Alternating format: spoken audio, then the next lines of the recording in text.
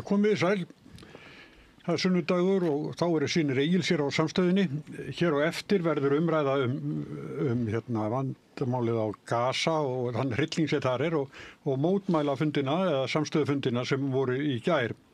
En við ætlum að byrja hér á vettvangi dagsins og til okkar eru komin María Rut Kristinsdóttir, þingmaður Vinstri-grænna, Viðreisnar. Já, og Sigurður Örn Hilmarsson, verðandi þingmaður Sjálfstæðisflokksins.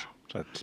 Þú ætlar að leysa Áslaugu Örn af. Já, reyna að fylla í þau og svo bara nýlent á Reykjavíkurflugvelli Arna Lára Jónsdóttir frá Samfylkingunni, en hún að vestan Ísfirðingur, þannig að hún bætist í hópinn rétt eftir.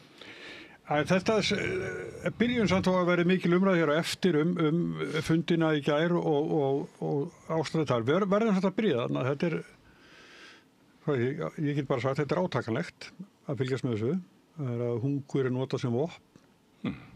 Já, ég meina það það og við sem erum hér frekar vanmáttug gagnvart þessu ástandi höfum fylgst með þessu í allt og langan tíma núna, þar sem einhvern veginn alþjóðasamfélagi virðist ekki geta gripið mál af þessi stærðagráðu með afgerandi hætti og það auðvitað kannski það sem að situr svolítið eftir að við getum auðvitað beitt okkar rödd og gert okkar og hrópað hátt, en þegar alþjóðasamfélagið eins og það og neitunarvaldið slíkt eins og hjá Sameinuðu þjóðunum og víðar, þá einhvern veginn setur manni pínu hljóðan vegna þess að maður að fylgjast með hryllilegum atburðum á hverjum einasta degi sem ættu ekki að gerast og við ættum ekki að sætta okkur við að séu að gerast og raungerast fyrir fram að nefða okkur sko. Já, þú veist, þetta er náttúrulega bara hræðilegt að horfa upp á þetta. Þú veist, ég hef nú komið til Ísrael og Palestínu, ferðast þarna farið til Betlehem og Jerúsalem.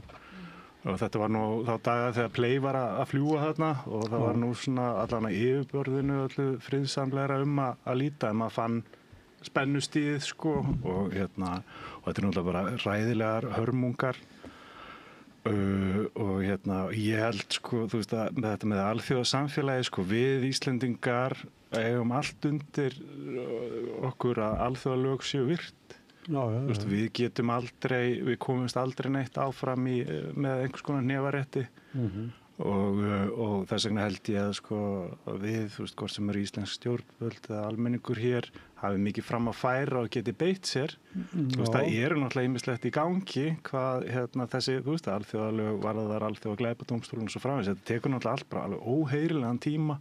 Ég kann að það nú bara áðurinn mætti þennan þáttinn hver staðan væri á málaferlum þá Suður-Afríku gegn Ísrael og þú veist að það eru greinagerðaskil Ísrael í janúar held ég en svo sem komnar eitthvað bráðabirgða aðgerðir sem eru svo virtar að vettu en ég held að sko þú veist við þurfum ekki að vera sko lítil í okkur þegar kemur að beita okkur alþjóðlegum vettvangi sem bara svona friðarsinnu þjóð og mæla fyrir mannréttindum og alþjóðalögum og þannig að við getum svo sannarlega beitt okkur á þeim vettvangi. Já, það það sem ég veit að utanríkisráðherra Íslands, Þorgerður Katrín Gunnarsdóttir hefur verið að gera á hverjum einasta fundi sem hún fer á og hvert sem hún fer, þá eru þetta málin sem hún setur á oddinn og aðgerðir. Ég heyrði í morgun í Sprengisendi að hún ætlar að hitta utanríkismálanefnd á morgun til þess að fara yfir svona það sem hún með á taktinum gagnvart svona beinum aðgerðum, þannig að við bara fylgjumst með því. Fundirnir í gær voru vegna þess að þjóðin, fólki sem mætir, óánægð með stjórnvöld. Það er óánægð með því að stjórnvöld tala bara og gera eitthvað og segist vera að vinna þessu og hafa áhyggjur af þessu. Það komu þarna fram kröfur frá mörgum, kannski Ingibjörg Sólrún hafi lagt það svona skýrað fram, sem að var að slíta stjórnmálasambandi.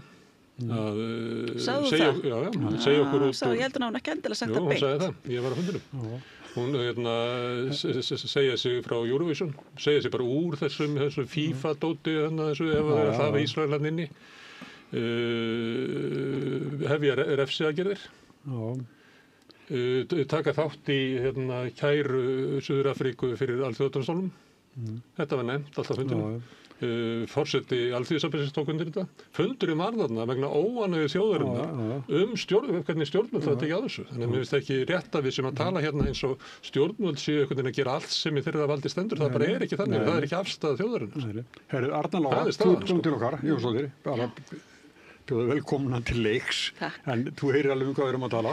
Ég heyri það. Já. Ég var einmitt á öflugum fundi á Ísafirði í gær sem var haldinn á Silfutorgi og það voru þetta mjög sterk skilaboð sem komið þaðan. Og bara fjölmennu fundur þrátt fyrir að það var á sama tíma risastór atvinnuvegasýning þar sem allir hinir bæjarbúarnir voru en það var alveg sterk skilaboð þaðan í sama dúr. Já, ég ætla samt að segja ríkisstjórnin tóku þetta við hér í janúar, febrúar og ég hef allavega fylgst með því hvernig utanríkisráðherra hefur beitt sér með mjög skilmerkilegum hætti gagnvart því sem að kannski var áður ósnert.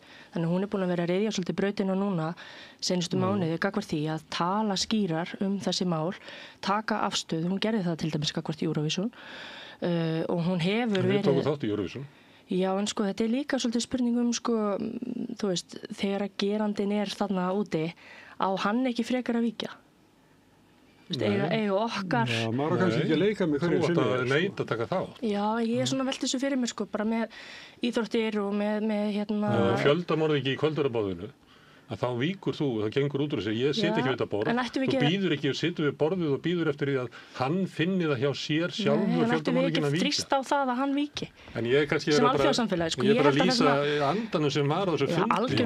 Fundur var haldinn vegna aðgerðarleysi stjórnvalda. Og ég skil ég veit að þið styðjið stjórnvöld og þið verið að svara því út frá því, ekki láta eins og stjórnvöld sé að gera allt sem í þeirra valdi stendur. Það er ekki afstaða mikils meirihluta þjóðarinnar. Mikill meirihluti þjóðarinnar er búin að fá nóg af aðgerðarleysi stjórnvalda. Já, það sem ég er að segja hins vegar er að ég hef fylgst með því hvernig verið að byggja upp þessar aðgerðir sem að mér skilst að utanríkisráðherra sé að fara að kynna.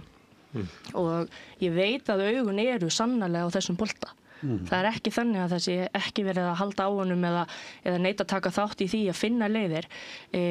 Ísland hefur ásamt Noregi verið í algjöru framvarðasveit þegar kemur að því að fylgja liði, fá fleiri þjóðir með.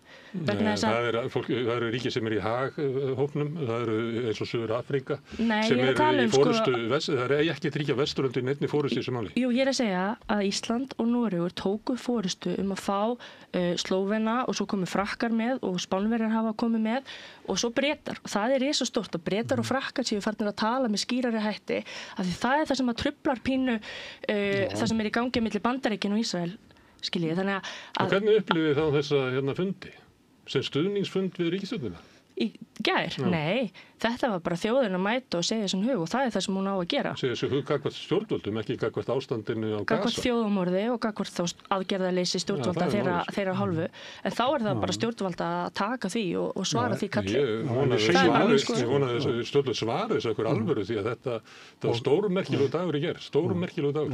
Okkur er ofboðið bara við einhvern einasta fréttatíma hvað við að fylgjast með netinu hana. Okkur er ofboðið hvað þetta er annað, öllu fólki er ofboðið. Og það er bara frábær brýning til stjórnvalda að gera þá betur. Já, þannig að íslensk stjórnvald hafa baklandið í þjóðinni. Já, ekki spurning. Jú, ekki spurning.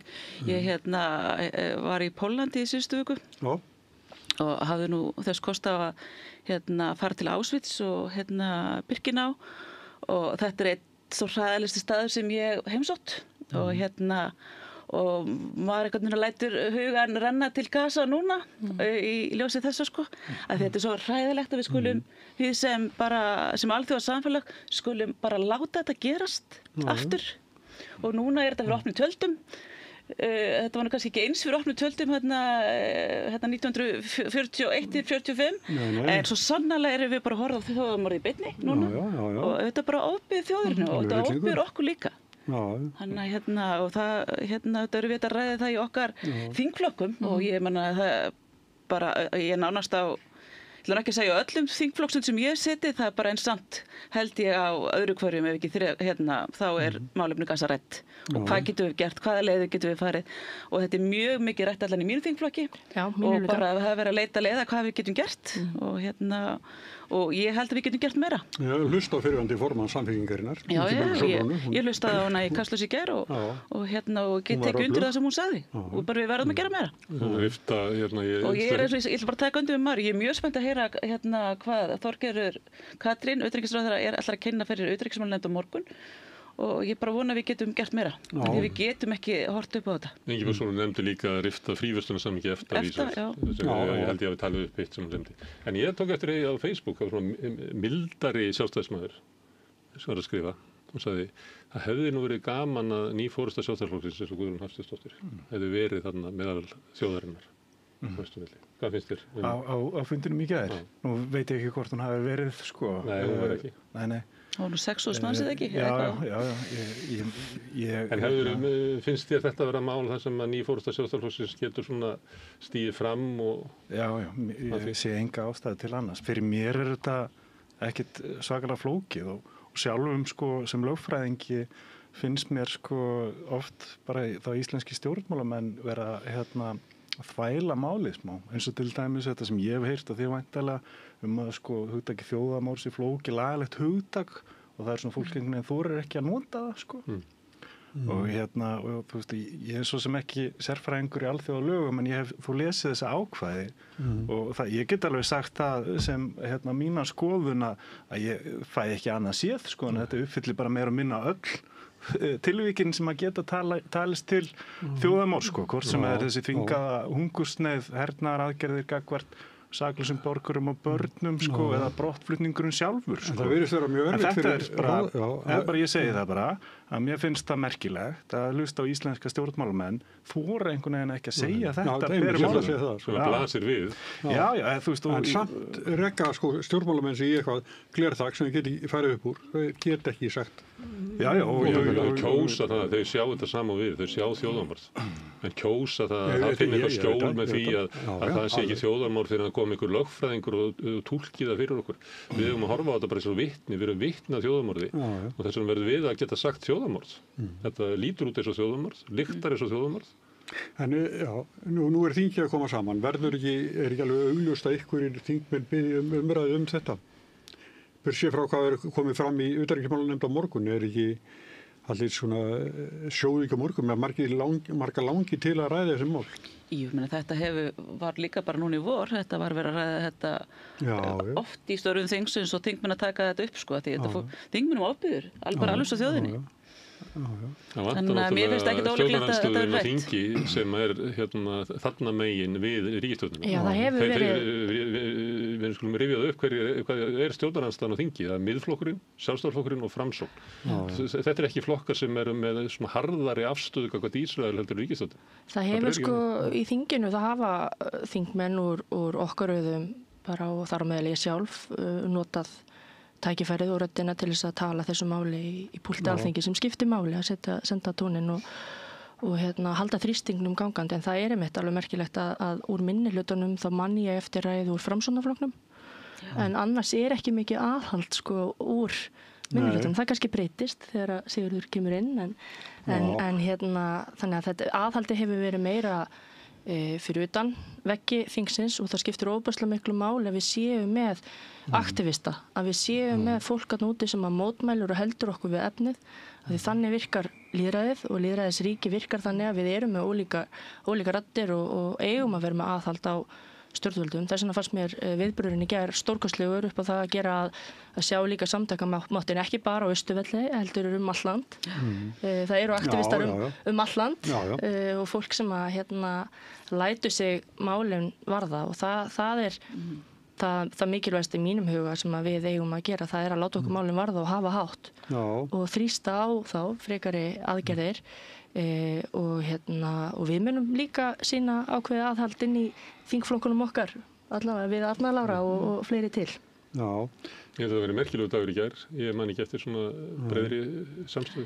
Ég menna eins og Ísafirði, það var bara alls konar fólk sko, þetta var ekki einhver svona sérstakar hópur sem voru mætti, það var bara... Það var nú líka í búsaldabildingunni, það var allskins fólk sem kom og það var svolítið gaman að sjá það sko, það var hvað það var breiður hópur. Já, það var lengu komið út fyrir öll velsæmismörk og þetta er viðbjóðslegt að fylgjast með þessu.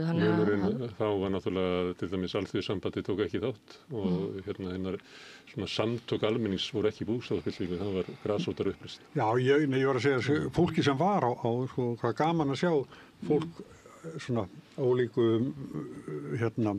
hlutskiptum í lífinu. Sko. Það má ég synda því þú ert lögfræðingur, ágætur lögfræðingur. Hvað með að Ísland takki renni sér með Suður Afríku? Finnst þér það vera svona eitthvað sem ætti að skoða eða? Sko ég náttúrulega, eins og ég sagði þarna áðan, þá er ég ekki sérfræðingur í sko alþjóðalögum. Ég gerir ráð fyrir því að það sé sko formsins vegna held ég að það sé hægt, ég svo sem þekki það ekki. En þú veist, mér finnst það bara eitthvað sem maður þyrfti bara að skoða mjög vel, sko. Eins og ég nefndi þarna áðan, sko, ég held að við þurfum ekkert að vera feimið við það að Íslendingar að taka afstöðu bara með alþjóðalögum og þá skiptir engu máli, sko, hver gerandinn er. Bara við stöndum með reglunum og við stöndum með mannréttindum og beitum okkur þá gegn mannréttindabrotum á þeim vettvangi sem bara alltaf það sem það er hægt, sko. Þetta mál er í einhverju ferli. Og eins og mér skilst þarna sem komur reyndar alveg mjög óvart sko, ég held að eins og ég segja að Ísrael eiga að skila greinargerð þarna í janúar sko, þannig að það er langt að vænta einhverju niðurstöðu og þá er einmitt sko bagalegt ef að ég skil þetta rétt sko, það voru þá bráðabirgðar ráðstafanir sem að þá alþjóða dómstólunum búin að leggja á Ísrael en þær eru heldur ekki virt og hætti að myrða fólk. Já en sko þú veist svona bara smátt og smátt sko molnar undan öllu kerfinu sko. Þetta er bara það að við þurfum að standa með alþjóðalögum og réttindum þú veist bæði sögum þeirra hörmunga sem eru í gangi þarna en þú veist það er að ryðja heilu hverfin og áður en að maður veit að verður bara komin í bakgarðin sko heima hjá okkur sjálfum. Já. En eitt í þessu haldið að Íslendingar séu alveg frjálsir til þess að taka afstöðu vegna þess að það liggur fyrir að Bandaríkjamenn styðja Ísrael alveg blint og við vorum með fréttaði núna í vikunni sem að var svolítið fjallaðum í Noregi að norski olíusjóðurinn hætti að fjárfesta í Caterpillar sem selja gröfundar sem að rústa Gaza, ryðja rústunum burtu. Þá kom hótun frá bandaríska utanríkisráðuneytinu og varnarmálaráðuneytinu gagnvart Norðmönnum að beita það á eitthvað svona refsiaðgerðum. Haldið þetta sé raunverulegt að Bandaríkjamenn ef að við myndum ganga lengst allra slíta stjórnmálasambandinu að við myndum kalla yfir okkur refsiaðgerðir Bandaríkjanna? Ég veit ekki. Ég staðið fram yfir hótunum frá þeim. Ég átti mig ekki á þessu. En mér er minnistætt sko þegar Rússar réðust fyrst inn í Úkraínu og við tókum þátt í viðskiptaþingunum á Rússa og það þótti að í einhverjum kreðsum frekar umdeilt mál út að það bitna á íslenskum sjávarútvegi. Það er sem möguleikum okkur að selja íslenskan fisk til Rússlands. Og ég hugsaði með mér sko gott og vel sko, auðvitað kostar þetta allt saman en markmiður á endanum sko að þú veist komið upp fyrir 3. heimsstyrjöldina. Það sé einhver eftir til þess að selja fisk sko. Þess vegna held ég sko að þú veist oft á tíðum er það einhver svona stundarhagsmunir sem að ráða kannski för sko og það er bara hollt að hugsa málin í stærra samhengi og það eru náttúrulega skrýtni tímar í bandarískum stjórnvöldum og við hefum þetta mikið undir stjórnmálasambandi við Bandaríkin þannig að þetta er bara erfiður vegur að feta en sko einhverjum tímapunkti þarf sko rétt að vera rétt og við þurfum þá að standa með því Og hvað kostar að gera ekki neitt, sko? Þú veist, það er líka stóra spurningin og ég get tekið undir það sem að Sigurður var að segja hér varðandi bara alþjóðasamfélagið. Við eigum allt okkur undir, við erum eyja, nyrst í Atlantshafi, við eigum allt okkur undir að alþjóða reglur og alþjóða viðskipti og alþjóða lög séu virt og við eigum þá að vera með mjög skýra afstöðu þegar kemur að því að mótmæla því þegar að línan er orðin svona svakalega brotin sko. En er ekki sko talandi um þetta að Þórdís Kolbrún frá utanríkisráðherra, hún kallar sendiherrann heim og það hefur þær afleiðingar að segja þeir að Skaginn 3X misti þá sölusamninga og þess vegna var hún búin að búa sér til mikla andúð í sín eigin kjördæmi með sín eigin fæðingabæ og hafi flutt sér í suðvöstu kjördæmi þess vegna, þannig að ég veit ekki, það sko hefndirnar eru oft stórar og miklar. Já. Og, þú veist, þetta náttúrulega einhver saga sko, sem að þessir fyrirverandi stjórnendur fyrirtækisins halda lofti sko. Og ég ætla svo sem ekki að fella dóm það sko. En þetta var alltaf á Skaganum. Hvað sér Skagamenn voru alveg ákveðnir í þessu, þetta væri. Já, en ég held að mann geti svo sem skoða ársreikningafélagsins aðdraganda þessar aðgerða og kannski komist að annarri niðurstöðu þannig að ég ætla eitthvað að fullyrða það sko. Nei. En jú, ég meina, þú veist, það er bara, þú veist, það er nú ástæðan fyrir því að við kjósum okkur sko leiðtoga, þú veist, þetta er ekki einfalt starf, það er vel að taka erfiðar ákvarðanir og það þarf þetta svona hryggjastykki að vera í lagi, að það sé einhver svona, það sé hánorður, menn það sé einhver prinsip í einhverju, annars erum við bara eins og strá í vindi sko. Þess vegna held ég líka að það sé mikilvægt að við fáum sko því fleiri þjóðir sem standa saman, því betra. Þá erum við ekki ein sko öskrandi með vindin í fangið, heldur erum við með fleiri og sérstaklega núna þegar Frakkar eru komnir inn, Spánverjar, Bretar og svo núna jafnvel Þjóðverjar farnir að tala með miklu sko meira afgerandi hætti. Belgar, Írar hafa verið mjög afgerandi, Norðmenn, ekki Svíar og Danir, það eru náttúrulega alveg merkilegt hvað Norðurlandaþjóðirnar eru einhvern veginn misafgerandi í þessu. Norðmenn hafa verið mjög keikir. Þannig að leiðut eru kannski 10 til 15 Evrópuþjóðir en ekki bara við og Norðmenn. Þá bara skiptir það líka máli upp á það að sýna ákveðið bolmagn og sýna þrýsting þá gagnvart Bandaríkjunum. Og gagnvart þá þeim hagsmunum sem eru þarna undir vegna þess að þú veist, það er held í stóra aðgerðin sem er búið að vera í undirbúningi núna seinustu misserin, það er eflis tengslr, fá fleiri fram og núna allsherjarþingi Sameinuðu þjóðanna munu þjóðir stíga fram og viðurkenna sjálfstæði Palestínu sem að fyrir okkur eru þetta löngu tímabært og við vorum þetta fyrsta þjóðin til að ríða og vaði hvað það varðar fyrir fáinum árum síðan. Þannig að ég held að mér finnst þetta gerist alltaf hægt og ég er sammála því að fyrir diplomátana er þetta ábyggilega að gerast mjög hratt en fyrir okkur venjulegt fólk þá er þetta að gerast alltaf hægt. Og mörg líf undir okkur en degir. Já, og þegar að tala um einhverja greinagerð í janúar þá fær maður nú bara svona það er hryllilegt að heyra hvað þetta drepið okkur með einustu klukkustund á Gaza. Það kom allan fram í einni ræðin á Ísafirði í gær. Þetta er hryllingur. Herðu, þingið í vor endaði með látum. Já. Það var bara ríðið í handbremsuna. Má ég skjóta aðeins inn því að þetta er mikið mál þjóðarmorðið en heitasta málið í síðustu viku var Snorri Málsson. Já. Það er nú ykkar kollegi. Já. Má ég aðeins segja hvað hvað það mál var? Já. Slær þögn á hópinn. Ég tók mér nú smá tíma að melda þetta viðtal sko. Já. Ég var nú ekkert sérstaklega ánægð með framgöngu þingmannsins. Var ég að segja og veistu, ég náttúrulega algjörlega ósammála með öllu sem hann sagði og við erum bara ekki í neinni aðstöðu til þess að efast tilhörir rétt fólks og svo bara hvernig hann hegðaði sér og framgangur gagnvart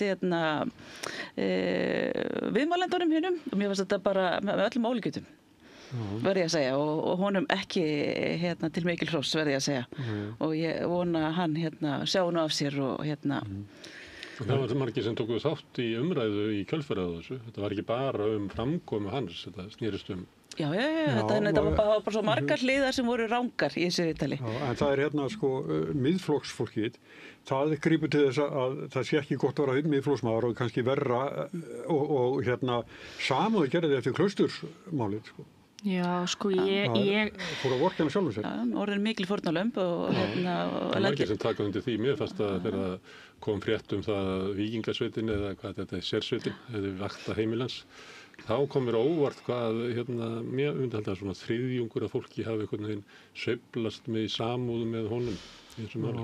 Mér kom það svolítið óvart hvað. Ég er þetta ekki tvennt, þú veist, ég er ekki bara eðlileg viðbrögð að hafa samúð með þingmanninum vegna þessara stöðu bara í sjálfu sér. Það er bara hótun eins einstaklings, það er ekki beint samfélagslegt mál.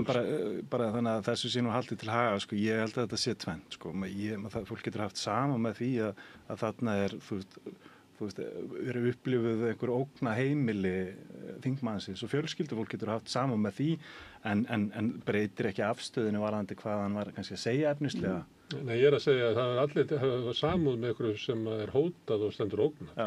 En ég er að segja að ég upplifaði svona þriðjungurinn leita á að þessi hótun væri raunverulega afsprengi af ykkur samfélagslegri umræðu sem það getur náttúrulega aldrei verið. Það lítur bara að verið ykkur biluð manneskja sem að hótaði ykkur. Það er ekki beint svona samfélagsmál að við höfum bara stoppa umræðum einhver mál og fara að ræða það eins og þessi birtingamynd einhver átaka í samfélaginu. Mér finnst það bara fráleit hugmynd. Nei, ég held sko allan, ég upplifði þennan þátt málsins sem að mér finnst bara, og þetta er nú held ég bara því miður svona raunveruleiki margra sko stjórnmálamanna eða fólk sem er í forystu í samfélaginu að því miður er það bara svolítið þannig sko að það eru þú veist fólk bara í okkar samfélagi sem er ekki í jafnvægi og finnur sér einhvern kanal hvort sem er með hótunum eða einhverju framkomu eða hvað það nú er sko. Ég veit það bara fyrir fyrst að þetta er ekkert í fyrsta skipti sem að hús þingmanns eða ráðumanns hefur verið vaktað, það bara hefur ekkert verið fjallað það sko. Það er alls konar hótanir sem berast og ríkislögreglustjóri held ég að sé að sá aðili sem meti það hverju sinni hvort það sé tilefni til þess að grípa til einhverja varúðar aðgerða eða ekki. Já, Hanna Birna, það var heima henni. Já, og bara núna á þessu kjörtímabili sko. Viðtal með tvolöggubíla með sér sko. Já, en ég ætlaði samt að fá að segja sko varðandi þetta mál. Verandi svona, við erum þrjú held ég opinberlega hinsegin þingmenn, öll í Viðreisn svo sem, en ég sem bara hinsegin manneskja og manneskja sem að hef varið mjög löngum tíma bara í mínu lífi í að fræða hinsegin málefni og ég og kona mín stofnum hinsegin leikan á sínum tíma og vorum með það markmið að reyna að brjóta niður staðalímyndir, búa til fleiri fyrirmyndir og fá jákvæða umræðu að við erum ólík og það er gott og grundvallar svona grunnpunkturinn er sá að við eigum að fagna því að við erum fjölbreytt, við eigum að gleðjast yfir því að við séum ólík vegna þess að ég held að heimurinn væri mjög leiðilegur ef við værum öll eins. Ég var bara mjög hrygg að fylgjast með þessari framgöngu þegar ég horfði á þetta viðtal og mér fannst Þorbjörg ofboðslega sterk að standa þarna og reyna þó að svara þegar hún kom stað en þetta er ekki að detta bara við himnum ofan sko. Þú veist, ég held að þetta sé markvisst, það er markvisst verið að reyna að taka þessu umræðu með þessum hætti til að afla fylgis við málstað sem ég bara get ekki skilið að sé samfélagin okkar til framdráttar að vera einhvern veginn að stækka gjána á milli okkar staðin fyrir að finna samanandi þætti. Og þetta hef ég séð hvort sem það er Snorri Másson eða aðrir þingmenn Miðflokksins gera árabil þar sem þeir reyna að búa til svona einhverju sundrungu, eitthvað svona við og þið stemming gagnvart einhverju minnihlutahópi sem að kannski margir hafa ekki djúpa þekkingu á. En ég held að mörg okkar þekki einhvern sem er hinsegin eða trans eða kynsegin eða hvernig sem fólk skilgreinir sig. Ég held að flest séum við með einhvern í okkar nærumhverfi sem er einhver staðar á litur og regnbogans.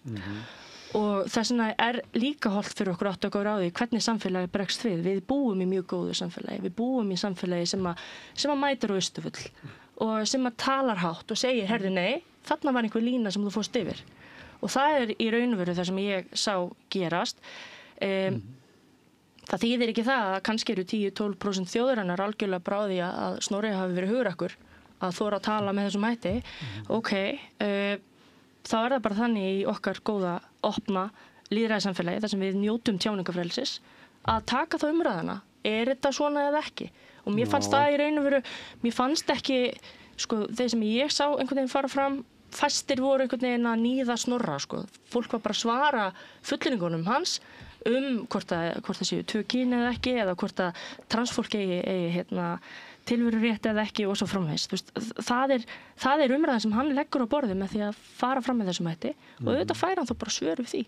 Þannig virkar opinber umræða og ég átta mig ekki á þessari vegferð.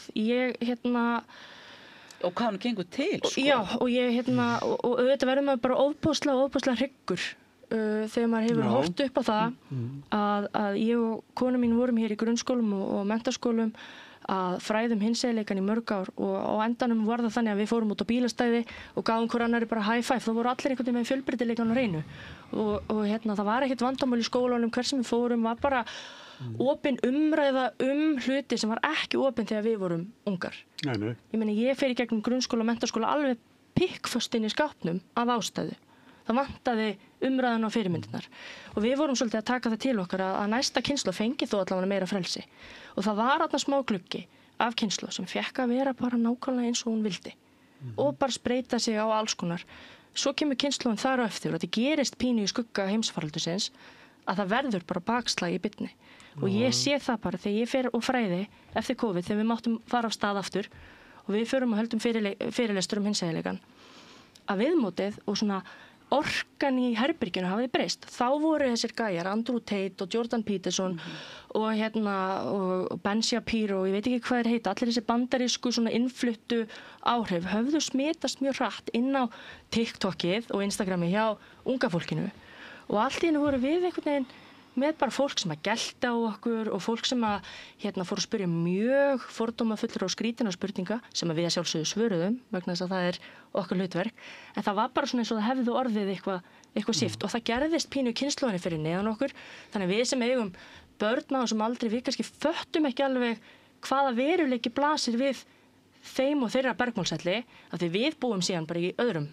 bergmálshelli og það er svona þegar ég fór að skoða samfélagsmiðlana hjá syni mínum og ég bar það saman við mína þá fattaði ég bara já við búum öll í ólíkum heimum og það er kannski það stóra verkefni hjá okkur það er að brjóta niður þessa hella og fara að tala meira saman og átta okkur meira á því hvað það er sem saminur okkur en sundrar ekki. Dóttir mín segir þetta alltaf en ég þekki ekki hennar kynslóð. Það var birt könnun núna í vikunni mælingu, það var sýnt gröf sem er spurningin hvort að fólk sé hlynnt ættleiðingum samkynhneigðra og þar mátti sjá eilitla breytingu að það voru 91% fyrir einhverjum árum sem að studdu þetta og það komið niður í 87. Þetta virkað mjög lítið. En svo þegar það var skoðað undir 30 ára, þá var breytingin sem voru á móti þessu fara úr 5 yfir í næstu 10 og maður reiknar með þetta sem meira og minna kallar, þannig að það voru kannski komið með 20% af köllum undir 25 ára sem eru andsnúið því að samkynhneigt fólk fá ættleiða börn. Það var gerð, það er ég veist bara upp fyrir mig núna, það var gerð, eða allan að byrt einhver könnun held ég að verið síðastlið vor.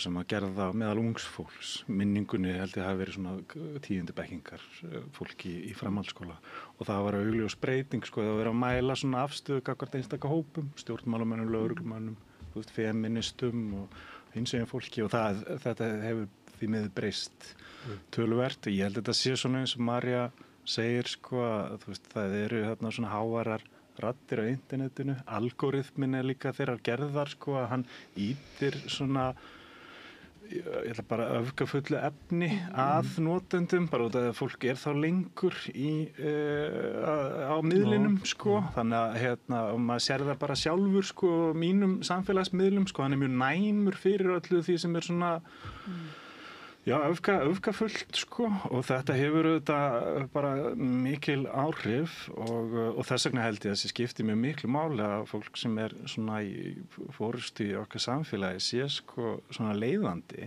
og tali þetta ábyrgð og tali líka til þessa hóps og reyni að fræða og eiga þetta samtal. Ég held að það sé einhverju leyti alveg hægt. Mér fannst þessi þáttur náttúrulega bara einhver hörmung hann, mér var bara ég held að sé alltaf að orða það bara eins og mér fannst þarna framkoma hans bara mjög dónaleg. Hann hefur nú svona gengist við því sjálfur og sagst alltaf svona hætt að grípa fram mig fyrir fólki og það er svo sem bara gott að blessa efnislega skildi ég ekkert hvað maðurinn var að segja og skilraunar ekki ennþá og ég svona reyni að fylgjast bara vel með þessari umræðu hvort sem er bara sérstaklega hér á landi ég sé ekki þessa ógn þessa ætluðu ógn ég skil ekki, þú veist, áhyggjurnar og svo reynir maður svona að kafa í þær og þá kemur í ljós að það einhvern veginn eða ekkert raunverulegt. Eina svona sem að ég get einhvern veginn fest fingur á og kom fram í viðtali Sigríðar Andersen á Bylgjunni í vikunni þar sem hún satt með Degi Bjeggertsinni að það þú veist, einhverja svona áhyggjur af, sko held ég bara eins og kynfræðslu í grunnskólanum og það var umræða hérna síðastliðin vetur minni mig varðandi svona kennslubóka á þessu sviði, það sem að lögfræðingar sumir hverjir eða einn hérna taldi að barnaklám væri að ræða og ég skildi ekki hvert maður var að fara, þannig ég las þessa bók bara í heild sinni og það nákvæmlega ekkert þarna, þú veist, ég tala svona við börni mín, þú veist, mér finnst það skipta máli að börn fái sko fræðslu samfélagi sem við búa í, eigin líkama, mörk í samskipti við annað og efni sé í samræmi við aldur og þroska þeirra, það auðvitað skiptir máli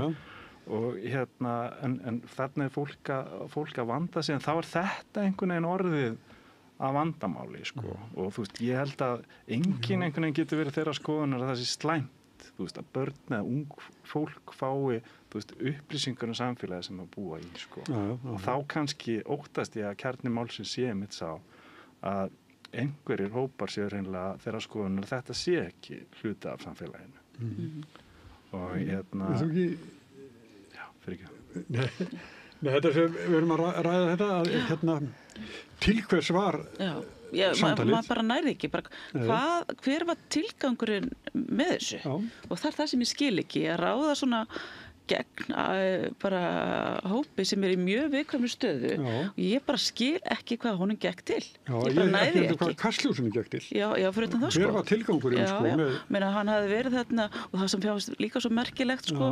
svona eftir þáttinn, þessi hérna skýring miðflokksfólks að það sem svo mikið þöggun að þau sé að vera svo fyrir mikil þöggun, menn hann hafði verið í fullt af hlaðurstáttum, hann var í Kastljósi, hann með aðgengi af hérna kannski áhrifamesta ræðistól landsins sem ræðislutin og Alþingi, svo hérna upplifðu þau fyrir einhverju þöggun.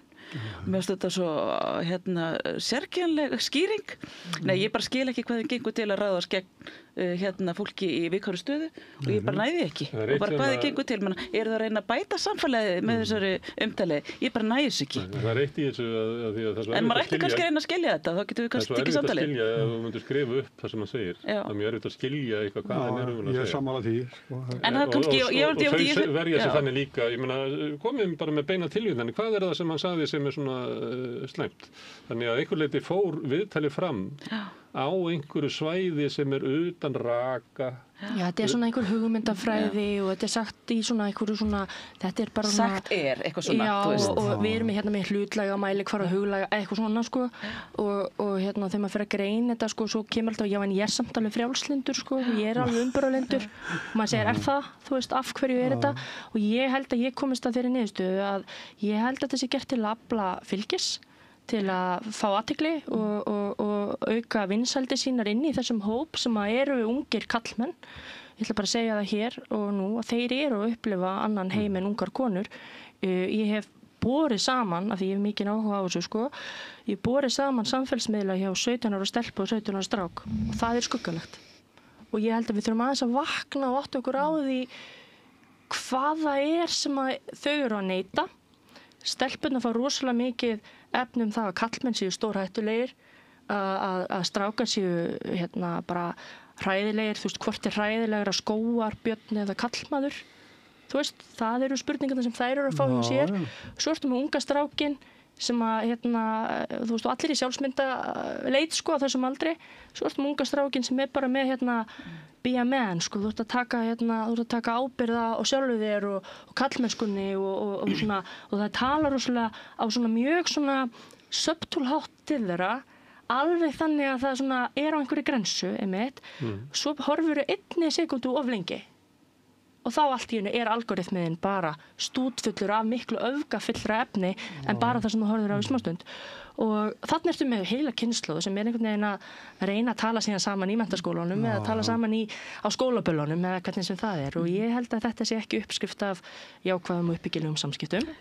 En ég held að við sem foreldrar og við sem erum svona kannski meira að fá einhver kattavídeó og hvernig sniðugt að þrífa heimilið vídeó, þurfum aðeins að átta okkur á því að það einhverjur hagsmunir á bakvið þetta. Sko. Þú veist, þetta kemur ekki bara af himnum ofan.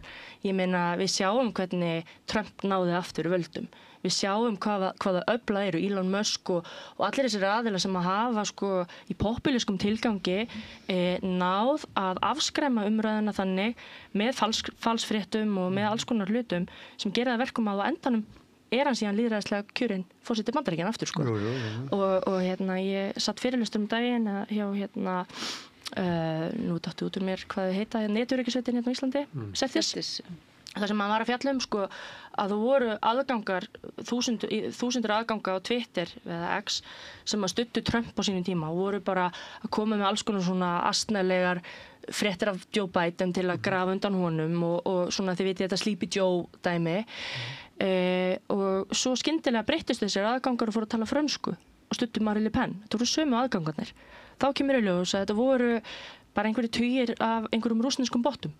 Skiljiði, þú veist, við búum í þessum heimi þar sem að maður þarf pínu að vera gagnrýninn á upplýsingarna sem koma og spyrja sig býtu hver að græða á þessu, til hvers verið að matreiða þetta svona ofan í ólíka hópa og hvert er lokamarkmiðið með þessu og hvernig getum við búið til einhvers konar móteitur eða einhvers konar umræði sem gera það verkum að við áttum okkur á þessu því að ég held til dæmis að við þrjú þú veist, við erum úr ólíkum stjórnmálaflokkum og við sem sittum við þetta borð, ég held að við sjáum líka mjög ólíka heima bara við sjálf sko, þegar við förum að spekla okkur inn í hvort sem það pólitíkin eða áhugasvið eða annað. Þannig að þetta áverðt við þetta Kastljós að því að það ekkert sem að hönd á festir. Þannig að þetta eitt risastórt hundablístur, það sem verið að ýja að einhverjum hlutum og svo sagt, ég sagði það nú ekki nákvæmlega, en samt verður við sem samfélag náttúrulega geta rætt hundablístrið því að Bandaríkjamenn hafa verið mjög illa á því að bara ræði ekki sko rasismann sem að vellur út úr Trump af því að hann svona reynir að sveigja sig hvernig framjá því og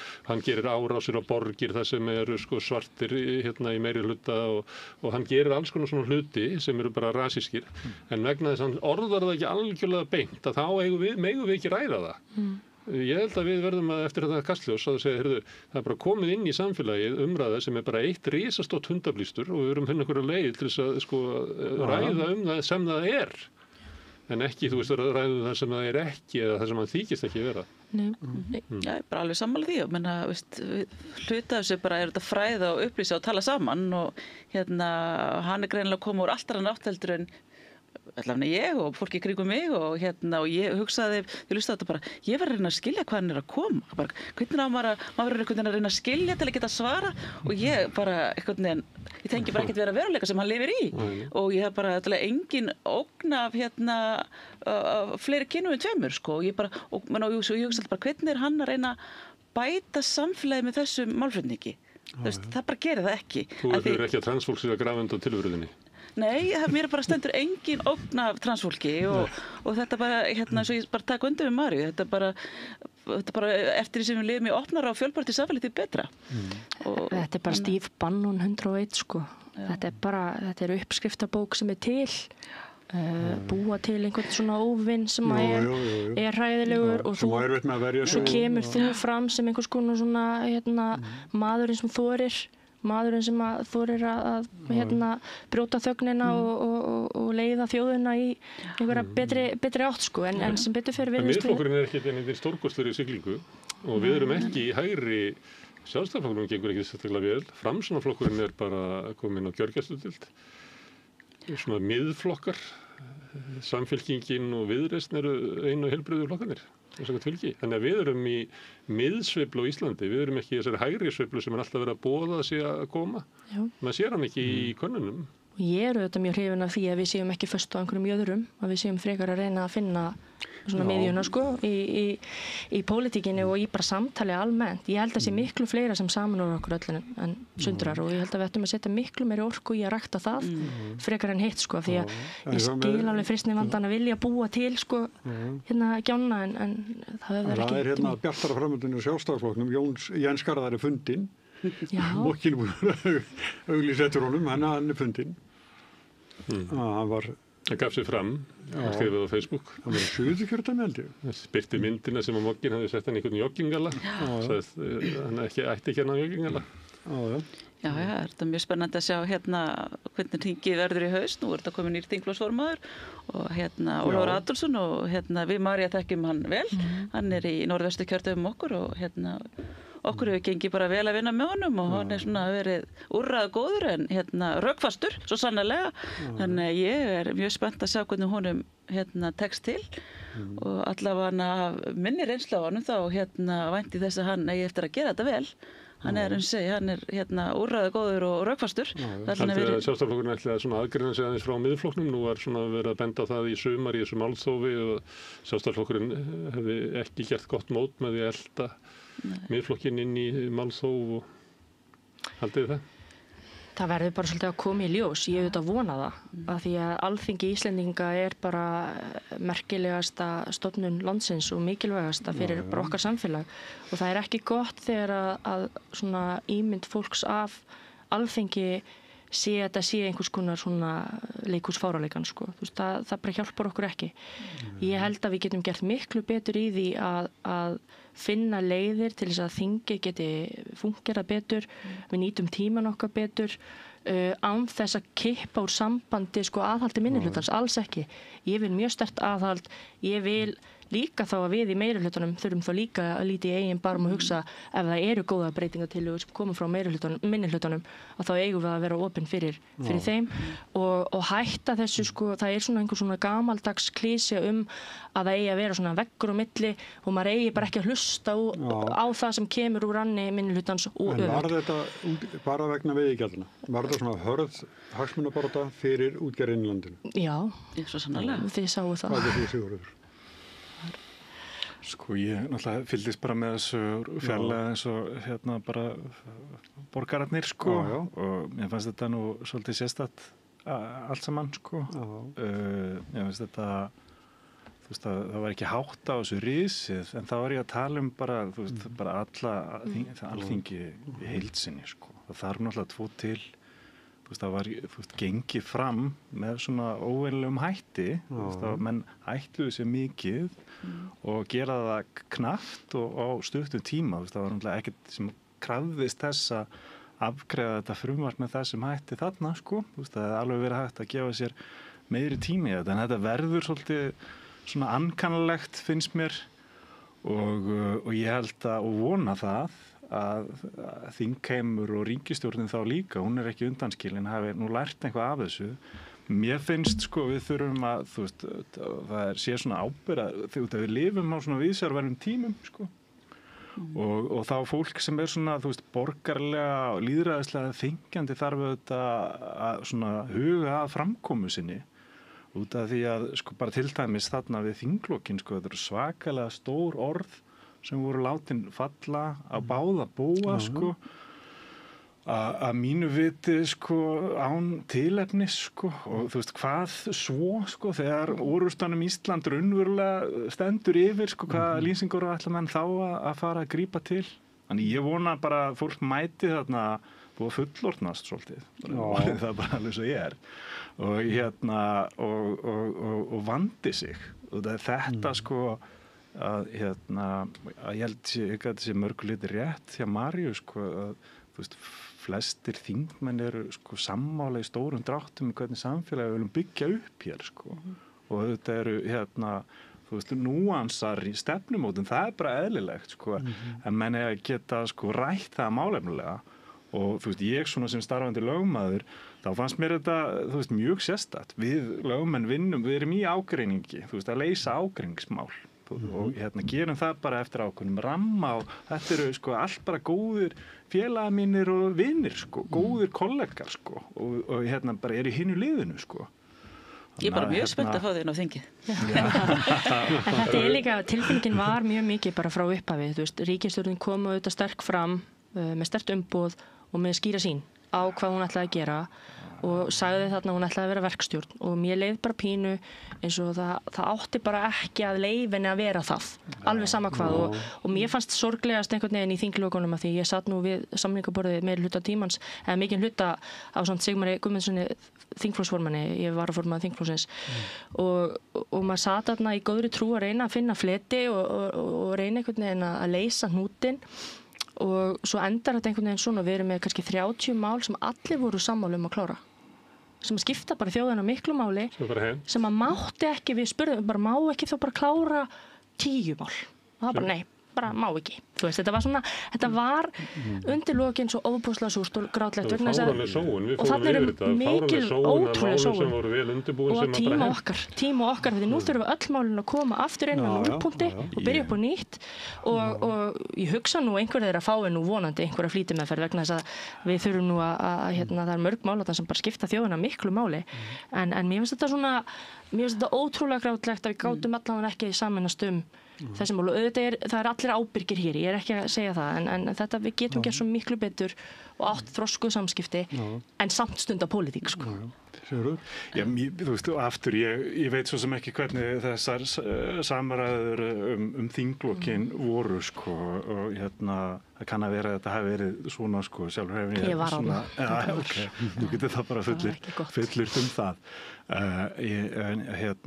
en ég sjálfur held ég sko sé ekki alveg ástæðuna fyrir því að menn hafi ekki viljað klára þessi mál sem var sátt sko, það bara klúraðist hjá ykkur sko en mér finnst þetta reyndar alveg athyglisvert sko þetta með þennan sterka meirihluta og verkstjórnina sko, þú veist, ég held að það sé alltaf lægi líka að sína smá, þú veist, auðmjótt gagnvart því sko, þú getur ekki sagt einhvern veginn ég er í verkstjórn og verið og gengið það fram með þessum hætt og sama þetta segir fólk alltaf í stjórnarandstöðu svo kemst það í stjórn og þá fara allir í það að bara kýla sín máli í gegn þú veist, ég veit það ekki alveg, þú veist, staðrindin eins og María sagði, sko, bara til þess að klára þetta líka varandi þetta sterka umboð, sko, ég held að það var 50,5% held ég sem að kjósenda sem að held ég Já, með því að telja sko dauða en það er meirihluti, þú veist, og þau eru í meirihluta á þinginu, en það breytir því auðvitað ekki, sko, að þó það sé þingbundin stjórn að þá gegna allir þingmenn ákveðnu hlutverki. Og þess vegna held ég að sé bara vonast ég aftur til þess að þetta verði til sóma næsti þingvetur og menn hefði bara lært af þessu. Við erum svolítið gamlir, ég og Sigurjón og fylgst með þinginu lengi og þeir eru nýjir þingmenn og þeir eru með þennan tón sem oft er með nýra þingmenn og þú veist að segja að fólk myndi fullorðnast. Það sorglega er að þegar þingmenn fullorðnast og verða vengur á þingi því harðsvýrari verðar einmitt í átökunum. Sko, ég þekki eiginlega engin dæmi þingmann sem situr lengi og tekst að viðhalda hinn milda tón nýrra þingmanna. Nei, og þú veist, þið kannski verði orðin alveg ómögulegur eftir þennan þingvetur, sko, en ég held ekki, sko. Það er náttúrulega núna, ég held að þessi tæpur meirihluti þingmanna nýr.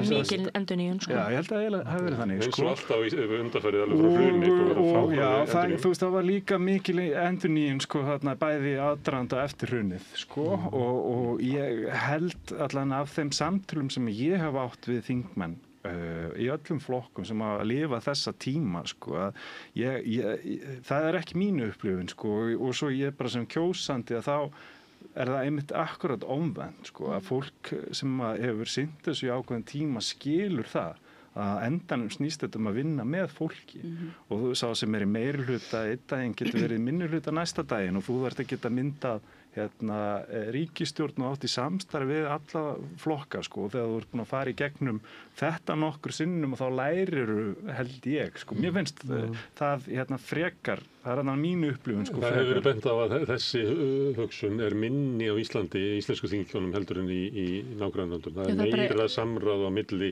sérstaklega í stórum málum eins og í utanríkismálum, grunnkerfum samfélagsins, það sem sótt eftir sko breiðari sátt í öðru þingum heldur en Já. Og örstutt bara með það var svona orðræðan í kringum þessi þinglok og veiðigjaldafrumvarpið svona hefði aldrei gerst sko. Hinu Norðurlöndunum sko, og það var að vera að vísa til þess að minnihluti myndi aldrei fara að beita sig með þessum hætti, en það verklagið bara frá A til Ö allt öðruvísi. Það með þetta samráð, það eru skrifaðar skýrslur og hvítbækur og verið að rýna í hlutina langan tíma áður en það koma svo til þinglegar meðferðar sko. Já, búið að ákvarða oft á tíðum bara, í þessu máli verður talað í 20 klukkustundir, þannig að það ganga allir að því sko. Og þú tala fyrir þinn flokk, það kom ekki allir í Hallarúu upp.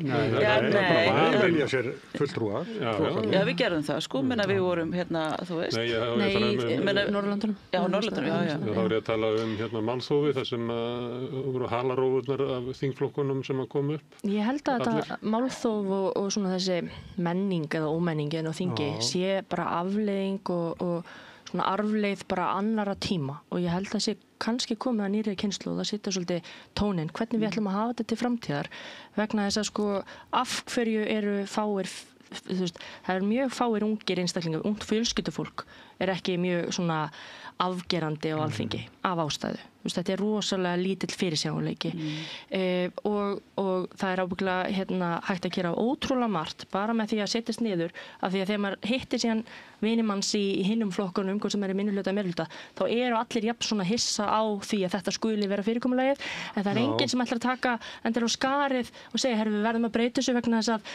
þú veist, þegar þú ert í minnihluta þá er þetta, sögnin er að þetta sé eina vopn minnihlutans.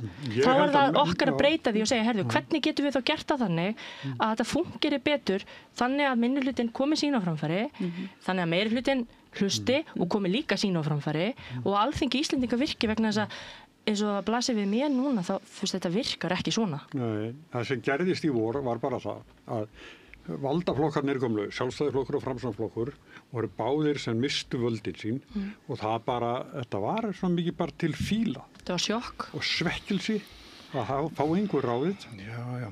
Ég var þingfréttabærinn okkar að vetu, sko. Ég sá margt þarna og heyrði. Þetta er bara fíla. Já, það var auðvitað svolítið svona stemmingin fyrir mig sem nýjan þingmann það var svona, þið kunnið ekki alveg reglurnar, það er óskorarreglu, þið eru ný, skiljalegt þið fættið ekki hvernig það virka. Ætlið þið alveg að gera þetta svona? Já, það var svona svolítið væpi sem maður var að fá, sko, en þetta var auðvitað ótrúlega áhugavert að því voru, því ég hélt mjög oft að það var að komast á samningar og svo bara, við bara komum þessi far við þess að við gerum þetta svona og allir samluð það, svo stoppaði allt af veiðigjaldunum og það sem ég fann svo áhugavert ég hafði nú skilningu því að sjálfstæðismenn voru í málþófi í veiðigjaldunum en ég skildi ekki á hverju Framsóknarflokkurinn var að elta af því að ég hef nú alltaf upplifað Framsóknarflokkinn að þeir séu svona fólk sem vill vera gera málamyndanir, vill vera flokkurinn svona er að reyna að samþætta sjónarmið en það voru þau svo alls ekki, þau voru bara ansi hörð í málþófinu og Svo var líka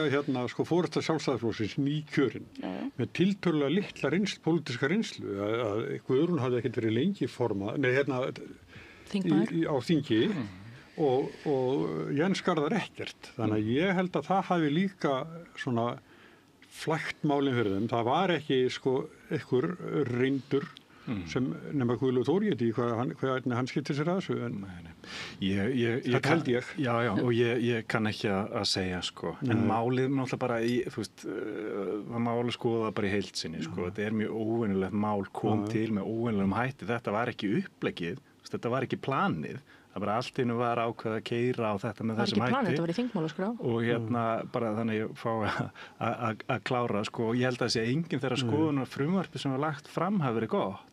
Það sætti mikill endurskoðun og bara sem betur fer. Þannig á þingið að starfa og svo geta menn haft sína skoðunar á því hvenær er komið nóg af þessu málþófi. Ég held bæði Tók tillit til ég held að það hafi verið fullt af atriðum, bara tæknilegar útfærslu betri, jafnvel þó að markmiðið sé óbreytt, sko. Þannig að, þú veist, það var líka, sko, það ekki hægt að líta fram hjá því að málið var, þú veist, illa undirbúið þegar kemur þarna inn, sko. Núna mun verkstjórnin koma með sitt fyrsta fjárlagafrumvarp og það bunki af málum sem að dóu í sumar sem að hún verður eiginlega ná, þannig að þetta alltaf sagt, sko, þegar verið að loka þinginu þarna vor og sumar að þá gerum við gangskorið í að afgreiða málin hérna á haustþingi, en það aldrei gert. En núna verður eiginlega ríkisstjórnin að ná mörgum stórum málum í gegn á haustþingi. Plús það að hún að fara í gegn með sín fyrstu fjárlög sem ætti að vera þýða breytta efnahagsstjórn. Hún með eitthvað svona, alltaf verið ekki kallað eitthvað svona bandormur á atvinnustefnu sem virkilega mjög stórt mál sem að ég býst við að allir í stjórnarandstöðunni vilji ræða út og suður. Já, ég held að líka. Þannig ég held að við byrjum bara á fyrsta degi nákvæmlega þess að við endum í sumar. Allan eitthvað nála tí. Ég held að. Alveg sama þótt að svona, maður greina sjálfstæðisflokkurinn vilji kannski hafa aðeins mildri afstöðu. Miðflokkurinn, hann í ham. Já. Þetta verður bara áhugavert, sko. Ég sé fyrir mér núna verður þetta endurflutt mál bara í massavís sem verður stoppið vor og við verðum að upplifa einhvers konar Groundhog Day í nefndarstarfinu að því við erum búin að vera að taka við öllum og það þarf að gera allt aftur og byrja upp á nýtt og Þurfum við að hlusta á sama hólki aftur? Já, sko, það verður eftir nefndaformanu hverju nefnd bara hvað hún gerir, hvort hún hyggst kalla eftir nýjum umsögnum eða ekki og hvort sé tilefni til þess og já, en þá þarf að kalla inn fleiri gesti. Það verður óska eftir því. Það verður án efa óska eftir því og og gert tortryggilegt ef það ekki gert. Já, það ekki og við munum finna þá fyrstu vikunum hvernig stemmingin verður, sko. Og ég bara... En það fjölskyldufólk, ég myndi fara að kanna með svona barnapíur og... Ég er undirbúin.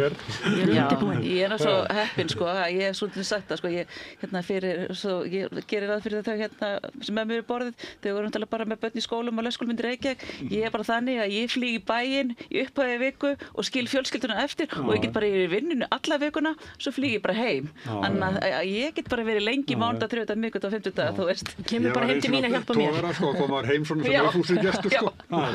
Ég er bara þeirri stöðu, ég er bara svo tóðrasjómaður. Alltaf fagnar og kemur heim og þetta verður svolítið, þetta er kallað átakaþing, þetta verður átakaþing. Ég er svona hóflega bjartsýn, bara satt best að segja. Við komum bara, við erum allan tilbúin og klári bátana í ríkisstjórnarflokkunum og höfum átt mjög góða vinnufundi og svona sett tóninn fyrir okkur, þannig að við erum klár og ég get bara að tala fyrir okkur að ég held að við munum mæta til leiks bara fulla veldmóði og svo bara verðum við að sjá hvaða leik minni hlutin leikur. Ég get ekki tala fyrir þeirra hönd. En þetta er risastór verkefni sem stöndum frammi fyrir. Það þetta að ná tökum á efnahagsástandinu og ná niður vöxtum á verðbólgu og það ætti nú bara sameiginlegt verkefni okkar að ná því niður og það kemur öllum til góðs. Seðlabankinn hefur engan áhuga á því að ná niður vöxtum. Hann ætlar að halda háum vöxtum hérna út þetta ár og líklega út næsta ár. Ég ætla að vona að það verði ekki.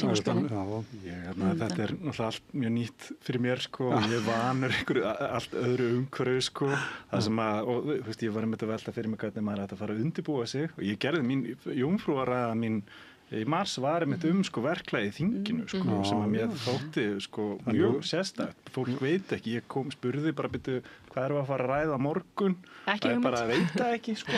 Það ekki hægt, sko, að miðla því til okkar.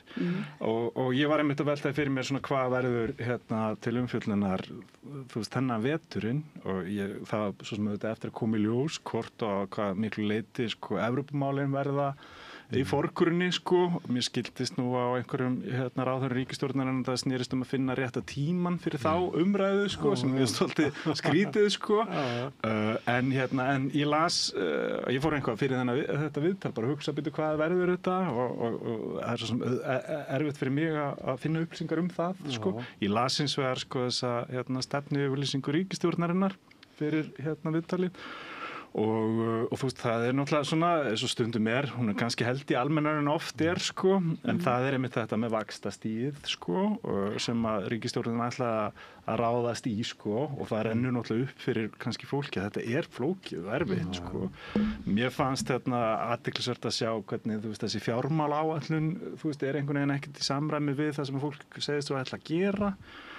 Og svo, þú veist, eins og þarna til dæmis í þessari stefnu yfirlýsingar talað sko bráðaaðgerðir í húsnæðismálum sko, og ég fór einhver yfir það upp hvað eru þær komna fram, þú veist, hverjar verða þær, þú veist, það ýmislegt svona sem á eftir að koma í ljós sko, en strax teygjanlegt hugtak eins og einhver sagði.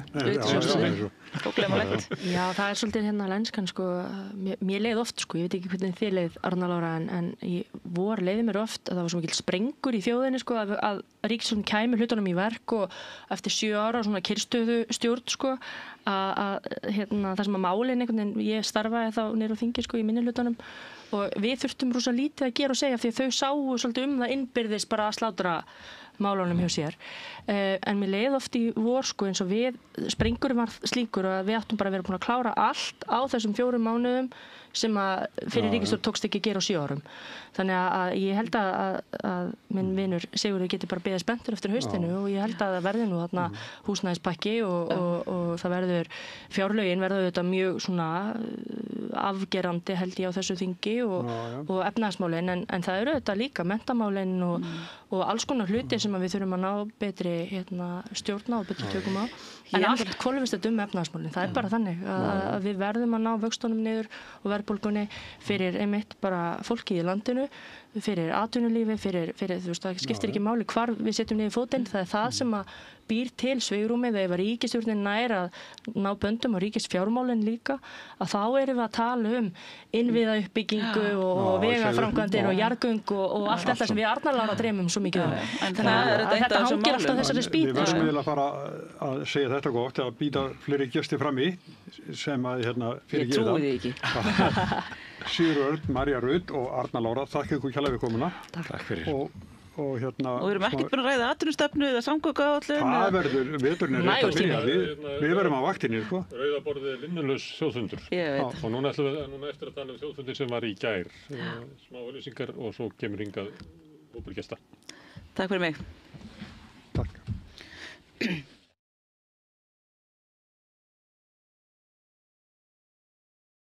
Hjálpið okkur að byggja upp dreifikerfi samstöðvarinnar með því að læka síður samstöðvarinnar á YouTube og Facebook.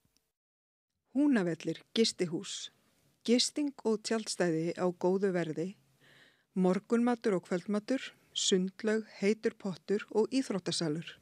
Tjaldstæðagestir hafa aðgangað öllu sem tilheyrir gistihúsi.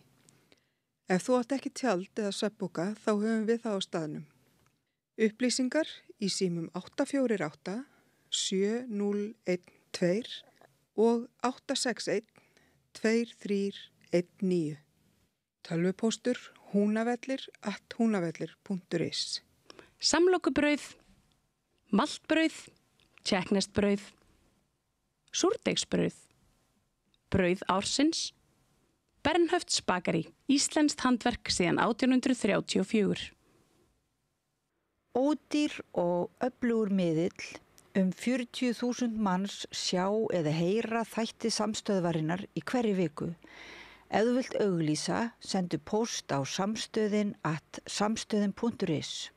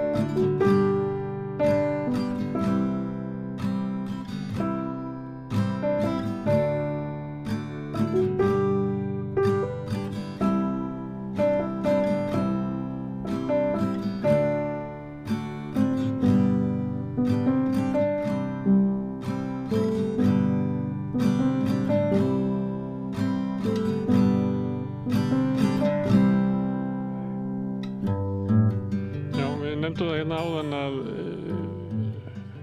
fundirnir í gær sem voru haldnir í Reykjavík og Akureyri og Ísafirði og Stykkishólmi og Egilsstöðum og kannski víðar, ég man ekki, hafi verið merkilegir. Það þusti fólk fram og bæði til þess að sýna Palestínumönnum samstöðu en líka gera kröfu á stjórnvöld að grípa til aðgerða. Og það var mjög sterk og öflug samstæða sem birtist og vonandi mun það ýta á eftir stjórnvöldum að gera eitthvað. En til þess að ræða þetta svona afstöðu almennings og hvernig þjóðarmorðið í Gaza horfir við fólki og hver ætti að vera þáttaka almennings og svo stjórnvalda hingað kominn hópur sem að sumu leyti ber með sér þá breytt sem að var í fundunum í gær og hérna við hliðina á mér Hólmfríður Garðarsdóttir sem hjúkrunarfræðingur og ljósmóðir og hefur starfað í Palestínu á Gaza og Arnfríður Guðmundsdóttir guðfræði prófessor. Ertu þá ekki prestur líka? Jú. Já, prestur. Auður Önnu Magnúsdóttir sem framkvæmdastjóri Kvenréttindafélags Íslands. Fjölnir Sæmundsson sem formaður Landssambands lögreglumanna og Sólveig Anna Jónsdóttir formaður Eflingar. Velkomin. Takk. Það kannski óþarf að spyrja það að því Hólmfríður, hvernig fannst þér gærdagurinn? Gærdagurinn? Mér finnst það frábært. Mjög ánægð með þetta. Ég held að þetta sé það sem við þurfum að gera. Og ég vona að koma ykkur út úr þessu. Fannst þetta svona sterkara heldur þú? Nei, ég átti alveg vona á þessu. Mér finnst nú undiraldan hafa verið þannig að fólk vill fara svona, hafa eitthvað að segja og láta sína skoðun ljós. Það er alltaf sérstakt þegar maður stendur í svona mannmerð að maður finnur fyrir fólkinu í kring. Þannig að það er eiginlega aldrei eins. Það er þetta gerist, þetta er raunverulegur atburður sem að gerist. Þetta maður er ekki áhorfandi á einhverju sýningu. Nei, það var fólki tekur þátt í að mynda þessa stemmingu. Ég nefndi að þú hefur starfað í Palestínu á Gaza, eða? Já, ég var á sjúkrahúsi Rauða krossins í Gaza, það komið rúmt ár síðan ég var þar. Fór út í maí, semst fyrir rúma ári. Og bara að segja stuttlega frá því, þá er Rauði krossin að reka þarna sjúkrahús sem var sett upp sem átti að vera tímabundið til þess að fylla þarna í eyður sem að hafa orðið þarna í heilbrigðiskerfinu. Þetta er sjúkrahús sem er tjöldum og á þeim tíma voru 60 rúm. Núna, nýjustu fréttur það að búið að stækka spítalinn í 110 rúm.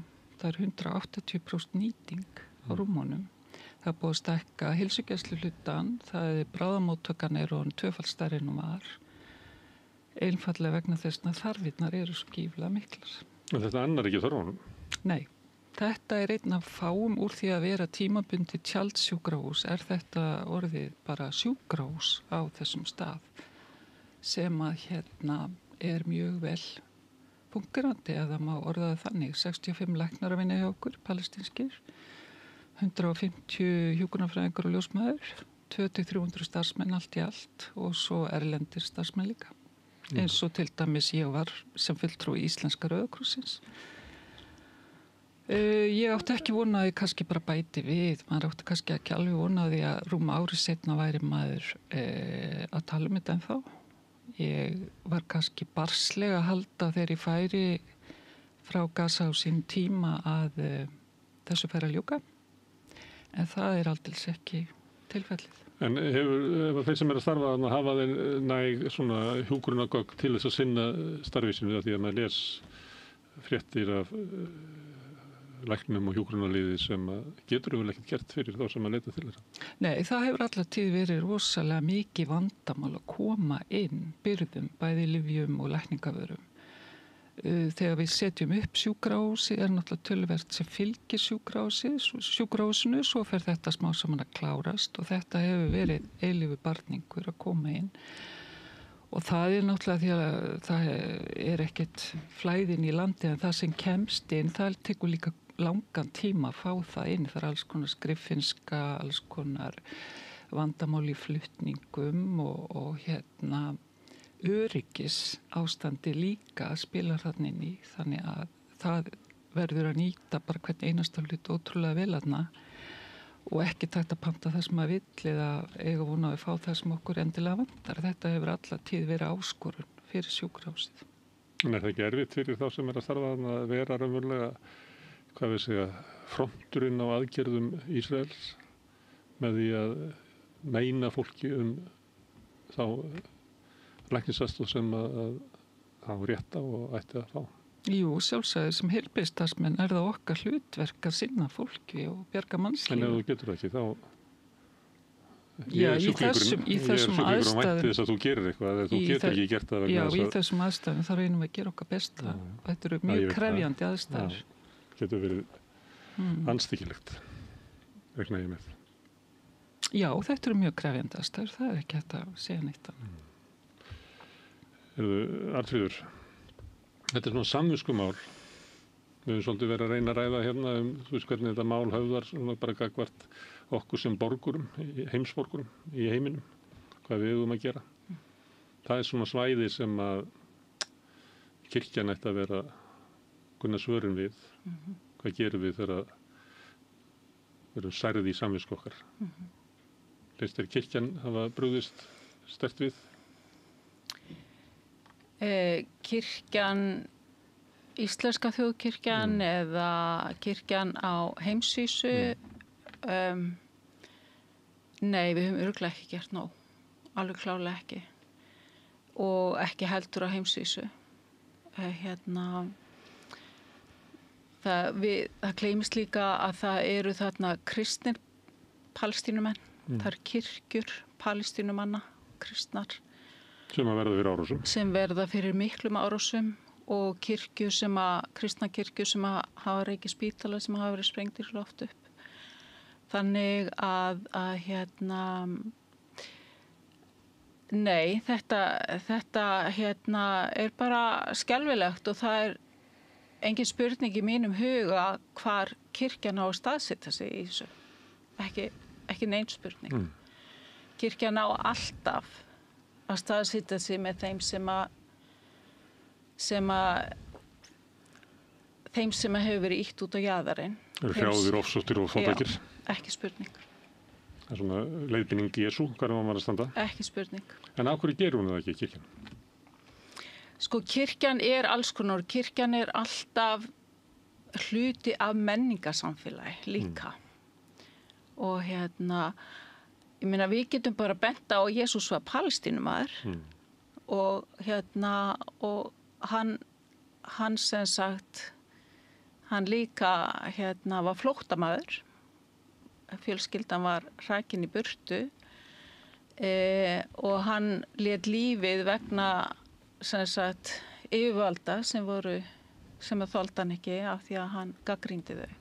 Þannig að þar á kirkjan að vera. Það finnst mér ekki spurning. Má ég orða þetta öðruvísi? Af hverju reynist það svona erfitt að taka þessa stöðu? Þetta er augljóst eins og þú þetta segja. Já, það er mjög augljóst fyrir mig. En það er ekki allir sammála mér sem eru í kirkjunni. Og við,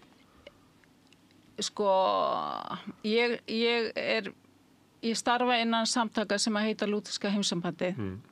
Og það eru alheimssamtök og milljónir manna út allan heim.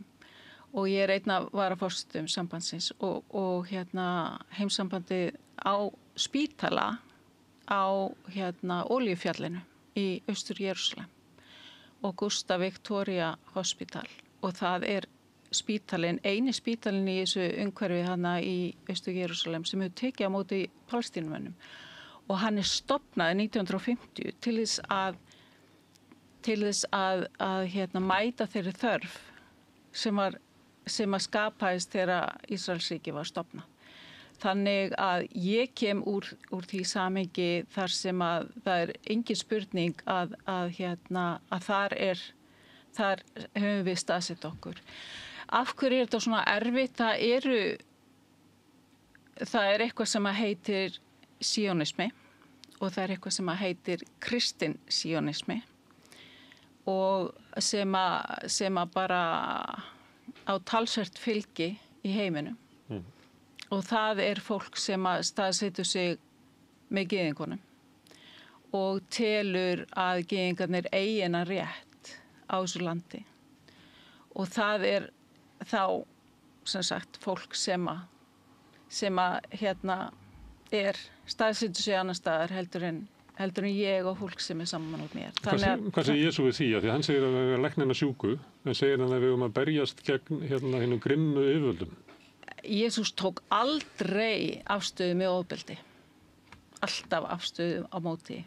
Að við ættum að berjast á móti ofbeldi stjórnvalda? Já, alltaf við alltaf að gagnrýna það og taka. Það er ekki að verjast fyrir kristnu fólki, það skylda okkar. Algjörlega. Það bara svoleiðis. Hvernig þetta félagið var þarna? Já. Ásamt margum.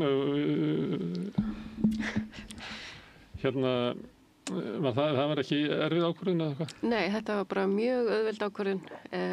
Þetta var skipuleggjendur hafðu samband við okkur frekar snemma og það hitti akkurat þannig á og sama dag var stjórnarfundur hjá Kvenréttindafélaginu og það þurfti ekki að ræða þetta. Við vorum bara allar sammála að taka þátt augljóslega. Þetta bara eins og sást bara á breiddinni þannig að miklu stærra mál heldur en bara, eitthvað svona nýs. Það voru rosalega margir sem tóku þátt, þannig að þetta var engin spurning og enga deilur þetta. Má ég spyrja, af hverju það ekkert mál?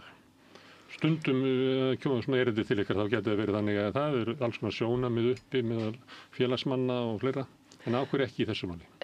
Þetta bara allavega fyrir okkar langflest félagsfólk og fyrir þær sem eru í stjórninni að þá þetta bara svo yfirgengilegt. Þetta bara snertir mann sem mannesku bara eins og við sáum hana á fundinum í gær sem var alveg frábær. Það voru margir sem að grétu upp á sviði en gátu á sama tíma komið með lausnir, aðgerðir, eins og til dæmis fyrir Kvenréttindafélagið. Hvað getum við gert? Jú, við getum verið með okkar eigið viðskiptum. Ég ekki að segja Kvenréttindafélagið sé búið að hvað gera það. En það sem ég búin að vera með mitt persónulega viðskiptabann á Ísrael í 20 ár. Það hefur einhver skilað, en ég ætla samt að halda áfram. En eins og kom fram á fundinum að alls konar samtök, stofnanir, geta verið með sitt eigið viðskiptabann. Við eigum ekki neinum samskiptum við Ísraela. Það var algjörlega frábært, en hvers vegna þetta bara hrærir við öllum. Þetta bara sýnir, svona viljum við ekki hafa heiminn. Við viljum ekki skrifa undir þetta. Þetta bara getur ekki verið. Og ljóðið sem hún Elisabeth Jökulsdóttir flutti, það bara kjarnaði þetta svo innilega.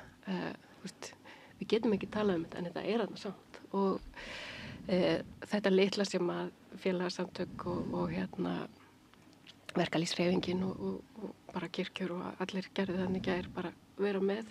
Þetta mjög lítið, en þá líður okkur allavega eins og við séum pínlítið að taka þátt. Við getum staðið saman og sjá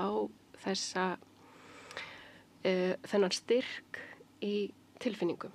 Þennan styrk sem að við sýnum þegar við grátum. Við sýnum að þetta ekki í lagi og við sýnum að það alltaf í lagi að örvænta. En leið fólk að koma með lausnir. Hvað getum við gert? Hættum í Eurovision. Hættum með fríverslunarsamning við Ísrael. Já, bara endalaust svona. Slítur stjórnmálasambandi? Slítur stjórnmálasambandi. Af hverju erum við að keppa við Ísrael í íþróttum? Þetta ætti bara að vera augljóst. Og já, fyrirgeðu hvað ég tala mikið. Fjölnir, það var sagt við þetta borð, hvað löggan að gera þarna? Ég meina, löggan að pest að mótmælendur sem eru að reyna að berjast fyrir frelsi í Palestínu, svo kemur allir landssamband lögreglumanna og tekur þátt. Já, þetta var kannski ekki alveg einfalt í okkur og á Kvenréttindafélaginu. Það þurfti atkvæðagreiðslu í stjórninni, en það sem ég hef verið að leggja áherslu á að landssamband lögreglumanna ekki lögreglan. Þetta eru bara einstaklingar sem vinna þetta starf og þetta stéttarfélag og verkalýðsfélag. Og auðvitað í stórum hópi, ég get ekki tala fyrir hönd allra, þetta svona fulltrúalýðræði og stjórnin vildi gera þetta. Og þú? Já, og ég. Ef þú vilt vita hvernig ég greiddi atkvæði, þá greiddi ég atkvæði með þessu. En það sem hefur kannski verið mesta umræðan hjá mér við lögreglumenn að þeir segja, við verðum að vera hlutlaus. Lögreglan á alltaf að vera hlutlaus. Og ég segi, þetta ekki íþróttaleikur. Þú ert ekki að halda með öðru hverju liðinu. Þú ert bara að halda með börnum sem að deyja. Og það hlutverk lögreglan að vernda fólk og vernda mannréttindi fólks. Þannig að ég hef svona sagt það við lögreglumenn. Ég held að sé nú ekki 5% lögreglumanna sem hafa sett eitthvað út á þessa ákvarðanir að vilja ræða þetta. En mér finnst bara sko mikilvægt líka að þarna ég get alveg unni vinnuna mína, sko, ég handtek þig að þú ert fullur eitthvað staðar, ég hef ekkert á móti þér samt. Ég bara vinna mína vinnu og þú veist, ef mér sagt að vera við eitthvað ráðuneyt og passa ráðherrann, þá bara ger ég það, en ég get alveg verið sammála mótmælendum samt. Þannig að þetta mjög mikilvægt og ég reynda að sagði nú einhverju lögreglumenn, sko, þið verið stundum að líta lengra en ef eitthvað nær. Þetta snýst ekki einhver eða hvernig einhver líður gagnvart Sólveigu Önnu eða Möggustínu eða Maríu Lilju Þrastardóttur, sko. Skilur, þetta má ekki vera eitthvað. Það upplifir það þessi að beygja sig fyrir vilja þeirra. Sko, ég sá að tapa stríðinu við Möggustínu. Já, og ég sá það var einmitt auglýst bara að við erum no borders og lögreglumenn í sömu.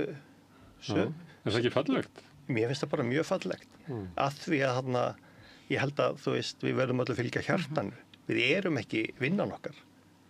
Við erum bara fólk, við erum börn. Ég var þarna í gær með dætur mínar og barnabörn og fannst það mikilvægt að við erum þarna nokkra kynslóðir, en það kannski öll mín fjölskylda fyrir ykkar samstíga í svo ýmsum málum. Ég ól upp þessu börn, þannig að ég bara, þú veist, auðvitað, þá var þetta, erum við hlutlaus, en þar ég sem lögreglumaður að vera hlutlaus fyrir eitthvað sem gerist í útlöndum. Ég verði að vera hlutlægur í mínu störfum sem lögreglumaður. En ég held að allir lögreglumenn eigi nú bara að vernda mannréttindi. Þú ert ekki að skilja hjartað eftir í fattakýri? Nei, og mér fannst mjög gott, þú sagðir áðan, sko, við erum þarna sem heimsborgarar, sko. Við erum að hugsa heiminn, ekki litla Ísland, endilega. Já. Ég var þá eiginlega að meina að þetta er atburður sem snertir okkur hvert og eitt á jörðinni. Algjörlega. Og það var fullt af lögreglumennum hann í gær. Ég sá það alveg. Ég sá reyndar að sumir löpuðu með jaðrinum og voru svona aðeins í kring, sko, en þarna, og ég sá sérstaklega mikið eldri lögreglumennum þarna. Svona þannig að verkalýðshreyfingin var nokkuð áberandi. Mörg félög, ég reyndi ekki svo vel yfir listan að ég gæti fundið út hverju var ekki. Ég veit ekki út af hverju gerði það. En það var ekkert það var breið samstæða innan verkalýðshreyfingarinnar. ASÍ meir og minna þetta. Já, en það var bara frábært dæmi að í svona máli þá sé fólk ekki partisan og það er væntanlega fyrsta skipti á Íslandi þar sem að ná borðis og löggan eru saman í einhverjum svona fundahöldum. En það er þetta bara frábært og mikilvægt og það hefði þetta verið agalegt ef að fólk hefði ekki geta lagt svona partisan orrustu sínar til hliðar þegar það kemur að þessu málefni. Það hefði verið að fremja af valdamikilli, vopnaðri, ríkri þjóð Ísraela þjóðamorð á saklausum almennum borgurum og þau sem er verið að slátra eru mest konur og börn. Það verður að leggja allt samfélagið í rúst og það væri auðvitað einhvers konar áfellsdómur yfir siðferðiskend fólks ef að það ætlaði samt að halda sig við pólitískt þras og geti ekki stigið svona út fyrir þann ramma. Já, þarna var bara held ég langflest félög alþjóðasambandsins sem tók þátt. Það var einhver sem held ekki taka þátt. En kannski eru einhverjir sem hafa fylgst með því hvaða félög þau voru. Það er ekki ég og ég ætla mitt hér ekki að vera einhver svona partisan þusi. Ólafur Ólafsson, listamaður og mikill aktivisti fyrir réttindum fólksins Palestínu, hann talaði við mig einhvern tímann í sumar og þá var hann að orða við mig möguleikann á því að verkalýðshreyfingin reyndi að koma saman og halda stóran fund og hvetja sitt fólk til þess að koma og ég sagði þá við hann að mér litist bara mjög vel á þessa hugmynd og hann hefur alveg talað við fleiri. Svo er þetta sumarfrí og við veitum allir hvernig sumarfrí í Íslandi er, þannig að eru ekki margir á staðnum. Svo leið og fólk var komið tilbaka úr fríinu og hreyfingin hóf aftur störf því allt starfinnan verkalýðshreyfingarinnar það fellur niður á sumrin en keyrist svo stað mjög hratt bara strax eftir verslunarmannahelgi. Þá var þetta verkefni sett af stað og þau sem voru þarna í framvarða sveitinni sem er það Ólafur Ólafsson, hún Salvor Gullbrá sem er líka mikill aktivisti, Guðrún Margrét sem er starfsmaður Alþýðusambandsins og svo fleiri. Ég fekk að vera þarna með. Já, við ætlum að taka ofan fyrir þessu fólki. Þetta var mjög vel gert, glæsileg vinna. Og frábær skipuleggjandi kona nafnið Ragnheiður Maísól og þau, ég held að Ragnheiður Maísól og hún Guðrún Margrét hafi bara verið að þessu marga daga og margar vikur og svo vorum við þarna nokkur sem fengum að vera með í skipulagningun og svo var stærri hópur og svo stækkaði hópurinn í sífellu því að vegna þrotlausrar vinnu Ragnheiðar Maísólar og Guðrúnar Margrétar og hans Ólafs og hennar Sölku og bættist alltaf fleiri og fleiri í hópinn. Og svo gat þetta orðið að veruleika með þessari miklu þáttöku og við ætlum að halda áfram. Þessi hópur kallar sig samstaða með Palestínu og það á að halda áfram og það á að halda áfram að vinna með það að þessi stóra þáttaka hafi náðust, vegna þess að allir sem hafa tekið þátt í pólitík og aktivisma og baráttu vita þarf ekki ná að halda einn fund, þá þarf að halda áfram að pressa, en þetta var auðvitað merkilegur fundur. Finnbjörn Hermannsson, forseti Alþýðusambandsins, hélt bara frábæra ræðu og gerði það mikil innlifun. Það líka eitt sem var heila, sko, hvað dagskráin var góð og hvað hún gekk vel. Sammála. Þetta var ótrúlega velgerður fundur. Í sammála og aftur þá bara hrósa þessum svona helstu skipulegjendum fyrir að hafa gætt mjög vel að því. Ingibjörg Sólrún, og það var held ég mjög mikilvægt að hún væri þarna. Sama hvort við erum sammála henni alla hluti og í allri pólitík, það held ég mjög mikilvægt að manneskja með hennar status í íslenska pólitík hafi verið tilbúin til að stíga þarna á svið og tala með svo afdráttarlausum hætti, og hennar skilaboð voru einmitt þetta, að grípa til þessara þaulreyndu aðgerða sem hægt að grípa til á vettvangi alþjóðastjórnmála til þess að stöðva þennan hrylling. Páll Óskar var alveg frábær í lokin og þetta var svona í fyrsta skipti kannski þar sem við fengum svona aðeins að upplifa þar sem maður hefur séð svona myndböndum frá útlöndum þar sem fólk saman á tónleikum og allir eru í einhverju svona gleði, en við erum samt í þessum svona mikla stuðningi og ég held að það hafi verið gott vegna þess að Páll er náttúrulega vanur maður, hann hefur leitt sigur í gleðigöngunni og baráttu samkynhneigðra. Já, og hann gerði þetta ótrúlega vel. Hann kom svo fallega með sko svona sigurvissuna. Ég sammála. Og ég held að mjög margir hafi verið búinir að tárast þarna oft, bæði fannst mér kórverkið stórkostlega magnað og það snerti mjög mér, ljóðalestur Elisabethar líka. Og það var ánægilegt að fá að upplifa allar þessar tilfinningar svona í hóp og mér fannst það líka það sem var svona besta tegundin af aktivism snýst þegar við komum alls saman og við fáum að vera með tilfinningar og saman í trúna á það sem við séum að gera sér mikilvægt. En við fáum líka stoltur, ég fann til stolts þegar Fíta kom inn og horfði yfir mannhafið og maður fann hvað henni fannst mikið til að koma þessu. Og mjög glæsileg líka, glæsilegt upphafsatriði að setja svona tónin flutningur á þessu palestínska baráttu lagi. Þannig að þetta var allt stórglæsilegt og ég er stolt yfir því að Efling hafi tekið þátt í þessu. Efling hefur verið strax frá því 2023 í nóvember, þá vorum við búin að senda frá okkar fyrstu ályktun þar sem við fordæmdum aðgerðir Ísraela og kröfðumst þess að þjóðarmorðið yrði stöðvað. Við höfum styrkt félagið Ísland-Palestína með fjármunum, við höfum mætt í göngur með fána félagsins okkar og höfum reynt að gera það sem við getum gert og það var gaman að geta loksins gert það í hópi með öðrum félagum. Sko, ég var náttúrulega bara á Austurvelli, ég var ekki annars þar í landinu, en að hálfu leyti er þetta fundur sem er samstæða með Palestínu. Að hálfu leyti er þetta krafa þjóðarinnar að okkar stjórnvöld grípi til aðgerða. Og þú nefndir hérna Ingibjörgu Sólrún, hún tók eiginlega af sér að nefna valkostina.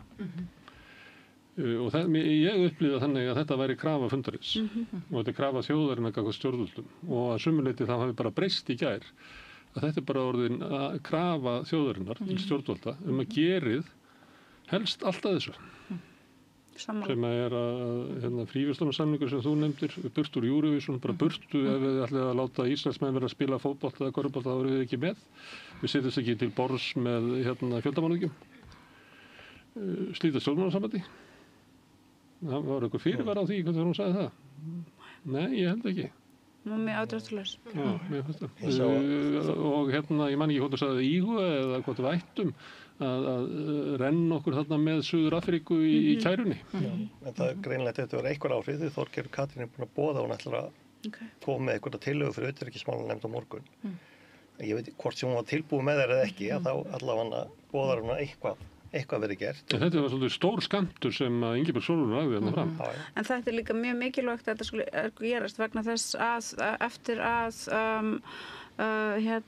atburðurinn á sér stað í október 2023 þar sem að Hamas brýst út úr fangelsinu þá til dæmis koma meldingar frá utanríkismálanefnd Alþingis sem eru algjörlega svifrylegar það einmitt að Ísrael eigi rétt til þess að verja sig og þau fara bara strax og þarna er algjör samhljómur á milli Sjálfstæðisflokksins og Vinstri græna sem að þarna eru í forystu fyrir utanríkismálanefnd. Ég held að þarna hafi Diljá Mist verið formaður utanríkismálanefndar og þá var þingmaður Vinstri græna Jón Bjarnason, ég held sér fyrir mig rétt. Var það ekki Bjarni? Bjarni Jónsson, akkurat. Þau bara saminast þarna og það bara með þessu eru þetta fólk að gefa Ísrael leyfið til þess að fara fram og öll þau sem hafa fylgst með því sem átti sér stað í Palestínu af hálfu Ísraelsmanna síðustu áratugi vissu nákvæmlega leið og vestrænir stjórnmálamenn færu að tala svona, þá verður þetta auðvitað tekið sem skilaboð. Heldur að þingmennirnir sem að samþykkja þetta, að þeir hafi vita hvað lága bakvið, að þegar þú segir þetta hvað síðunusta ríkinu í Ísrael þá þýðir það að þú ert að opna fyrir útrýmingu Palestínu. Ég vissi það. Já, ég veit, en heldur að ég get auðvitað ekki sagt til það hvað þetta fólk veit og veit ekki, en ég get allavega haft þá afstöðu og kröfu gagnvart kjörnum fulltrúum. Þau tali ekki eins og leppar Bandaríkjamanna og Ísraelsmanna og einmitt opni á útrýmingarherferð síðunista á saklausu fólki. Ég get sett þá kröfu og ég sett þá kröfu fram þá og það bara frábært að loksins ætli fólk í stjórnmálum ekki lengur einmitt að fela sig á bakvið skipanir frá Bandaríkjunum og frá valdastétt Evrópu og ætli að sýna bara sjálfstæði og getu í aðgerðum að hugsa, en það þetta hræðilegt að hugsa til þess að það séu næstu komin 2 ár af þessari slátrun án þess að raunverulega það hafi nokkuð gert og það liggi í valnum þúsundir og tugþúsundir barna og kvenna og karla og það sé búið að leggja gas algjörlega í rúst. Það er hræðilegt og vestræn valdastétt, hún ber auðvitað stórkostlega mikla ábyrgð með einmitt getuleysi sínu, hugleysi, undirgefni og heimsku að hafa leyft þessu að gerast. En við skulum gleðjast yfir því að þetta er að breytast núna. Hólmfríður, hvað með kröfunar? Hvernig finnst þér þessar kröfur sem voru lagðar fram? Ég get kannski ekki, hef ekki nógu mikla kunnáttu til að fara algjörlega út í það, en það verður eitthvað að gerast. Augljóslega, það er ekkert búið að virka neitt held ég sem hefur verið gert hingað til og það þarf að lyfta einhverju grettistaki þannig ástandi breytist. Eins og ég segi, var þetta fyrir ári, ég held að ástandi sé náttúrulega miklu verra heldur en það var þá og þá var það slæmt. Þetta er helvíti á jörðu. Þetta er helvíti á jörðu eins og forseti Alþjóðaráðs Rauða krossins hefur einmitt sagt. Þetta er helvíti á jörðu og þegar við erum farin að tjá okkur svona þá held ég að það sé ansi slæmt því að við erum frekar oft vör í orði umsökum hlutleysis okkar en þó sem hlutlaust þá erum við ekki aðgerðalaus og ég held að það sé allir að fara fram á að það verði einhver aðgerðir þannig ástandi batni. En Arnfríður, sjónarmið, við erum svo fá og við erum svo lítil og máttu, það skiptir engum máli hvað við gerum. Það er náttúrulega engin afsökun fyrir, eins og Ingibjörg Sólrún sagði svo skýrt, að það er engin afsökun fyrir því að stíga ekki fram og gera eitthvað í málunum. Þannig að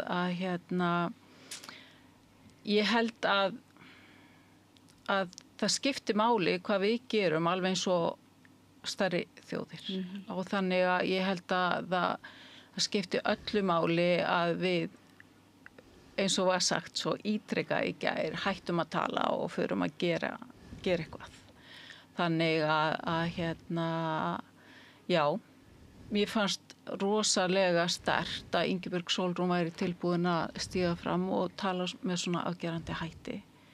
Ég held að við höfum þurft þessa rödd að svona afgerandi afstaða frá einstaklingi sem að hefur þennan svona pondus. Sem hefur rödd, að fólk sem hefur rödd, nýtir rödd sína. Það er klárlega að hlusta á hana, en hún hefur líka þessa yfirgripsmiklu þekkingu. Þannig að hún veit hvað hún er að tala. Það er ekki hægt að segja, þetta er bara einhver nævismi, þú veist, hún er bara að segja eitthvað til þess að segja eitthvað. Hún veit hvað máli snýst og hún veit hvað við getum gert. Og mér finnst það algjörlega, mér finnst það eins og það gerðist eitthvað í gær þegar þetta voru stórkostlega ræður sem við heyrðum, þessar 2 mínútna ræður sem var alveg svona pakkað saman á svona frábæran hátt og svo sterkt að heyra fólk úr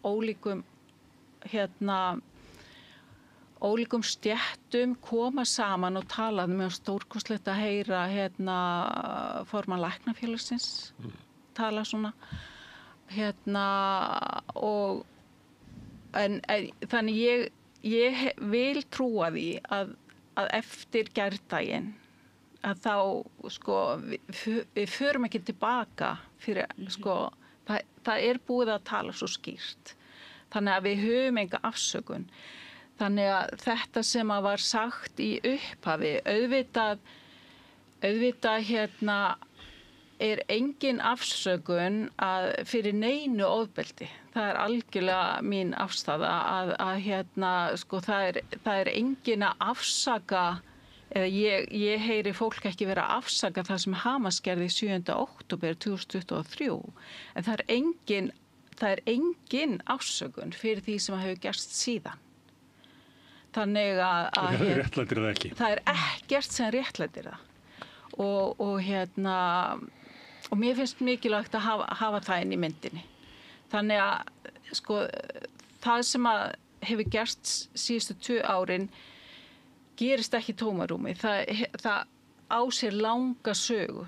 Þannig að hérna við fengum þjóðkirkjan í fyrir ári síðan, þá fengum við hingað unga konu innan við 30 sem hérna prestur Lúterskirkjunnar í Jerúsalem, einn af þeim.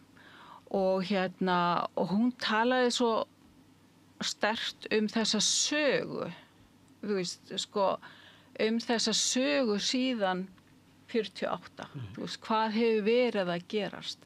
Þannig að hérna, við getum ekki bara byrjað á 7. október, við verðum að skoða þetta í stærra samhengi. En ættum við ekki að skoða í stærra samhengi, hvað felst í því að viðurkenna Ísrael? Það felst í því að viðurkenna landvinninga þeirra, þar sem þeir brjóta undir sér land, hrekja palestínumenn á flótta og myrða þá ef þau flýja ekki. Algjörlega. Þannig að það eiginlega, sömulegt að koma fram, það eiginlega ekki hægt að viðurkenna Ísrael. Það er mjög erfitt. Þetta síónistaríki, þetta bara svo að viðurkenna nasistaríki í Þýskalands. Já, eða það við værum ennþá að viðurkenna Suður-Afríku sem apartheidríki. Já. Við langt síðan að það leiðin til loka einmitt vegna þess að það var loksins til nægilega mikil konsensus að það væri ekki hægt að viðurkenna ógeðslegt rasista ríki sem fór hræðilega með fólki. Þau voru samt ekki neitt álíka viðbjóðslega hræðileg og síónistarnir í Ísrael. Ekki neitt. Jú, þau skutu börn í bakið sem að voru að mótmæla og þau pyntuðu menn og tóku af lífi án dóms og laga og lokuðu helstu talsmenn og frömuðu í fangelsi áratugum saman, en þau myrtu ekki 20.000 barna og kvenna.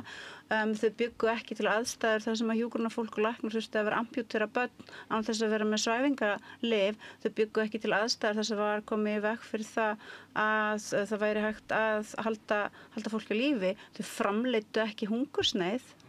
Þannig að þau voru einhvers konar sunnudagaskóla drengir í samanburði við viðbjóðin sem að síónistarnir í Ísrael að bjóða upp á. Í Sovétó, 84, að þá reis upp alda sem að varð ekki snúið við. Meira segja að Ronald Reagan tók þátt í boykotta Suður-Afríku. Þannig voru viðbrögð heimsins þá. Já, algjörlega. En við verðum líka að skoða þetta í ljósi margra alda antisemitisma. Þannig að og 48 gerist náttúrulega strax í kjölfar Holocaust. Þannig að það og eins og Þjóðverjar sem að hafa engst af samviskubiti yfir því og hluti af kristinni kirkju líka. Það er ekki vandi þeirra að þeir blanda saman síónisma og gyðingdóm sem náttúrulega gyðinga hattur. Algjörlega, ég er ekki að afsaka þetta á neinu, ég er bara að segja að við verðum að skoða þetta í því ljósi líka. Það er búið að níðast á gyðingum aldir. Þannig að það líka eitthvað sem við verðum að skoða, en enn og aftur ofbeldi gegn einum hópi réttlætir ekki ofbeldi gegn öðrum hópi og það er það sem hann er líka yfir Ísrael og gyðinga. En ég held að kannski við þurfum frekar að segja, þú veist, við erum með eitthvað akút sem að þarf að leysa núna. Það verður að stöðva ástandi eins og það er núna. Það sem að þú ert að tala um kannski eitthvað svona langtíma framtíðar, hvað er hægt að sjá fyrir sér eftir 20 ár. Já. Núna verður bara að rífa byssurnar og sprengjurnar af Ísrael. Það eina sem maður hægt að gera núna. Hvernig þetta gerðist og maður hefur auðvitað skilning á því, en fólkið í Palestínu 1948, það hefði ekkert með Holocaust að gera. Nei, algjörlega. Ég get ekki verið meira samvæðanlega. Þú veist, að sjálfsögðu. Það eitt að segja, ok, við þurfum aksjón núna og við þurfum að stoppa þetta. Ég bara reyna að setja þetta í aðeins, bara eins og við í akademíunni gerum gjarnan að reyna að skilja þetta í stærra samhengi. En það ekkert sem að skiptir meira máli núna heldur en stoppa. En mér langar að segja, ég held að sé nú alveg óumdeilanlega almennt mjög mikil meðvitund á Vesturlöndum helförina, það sem á undan fór, Þriðja ríkið og svo framvegis.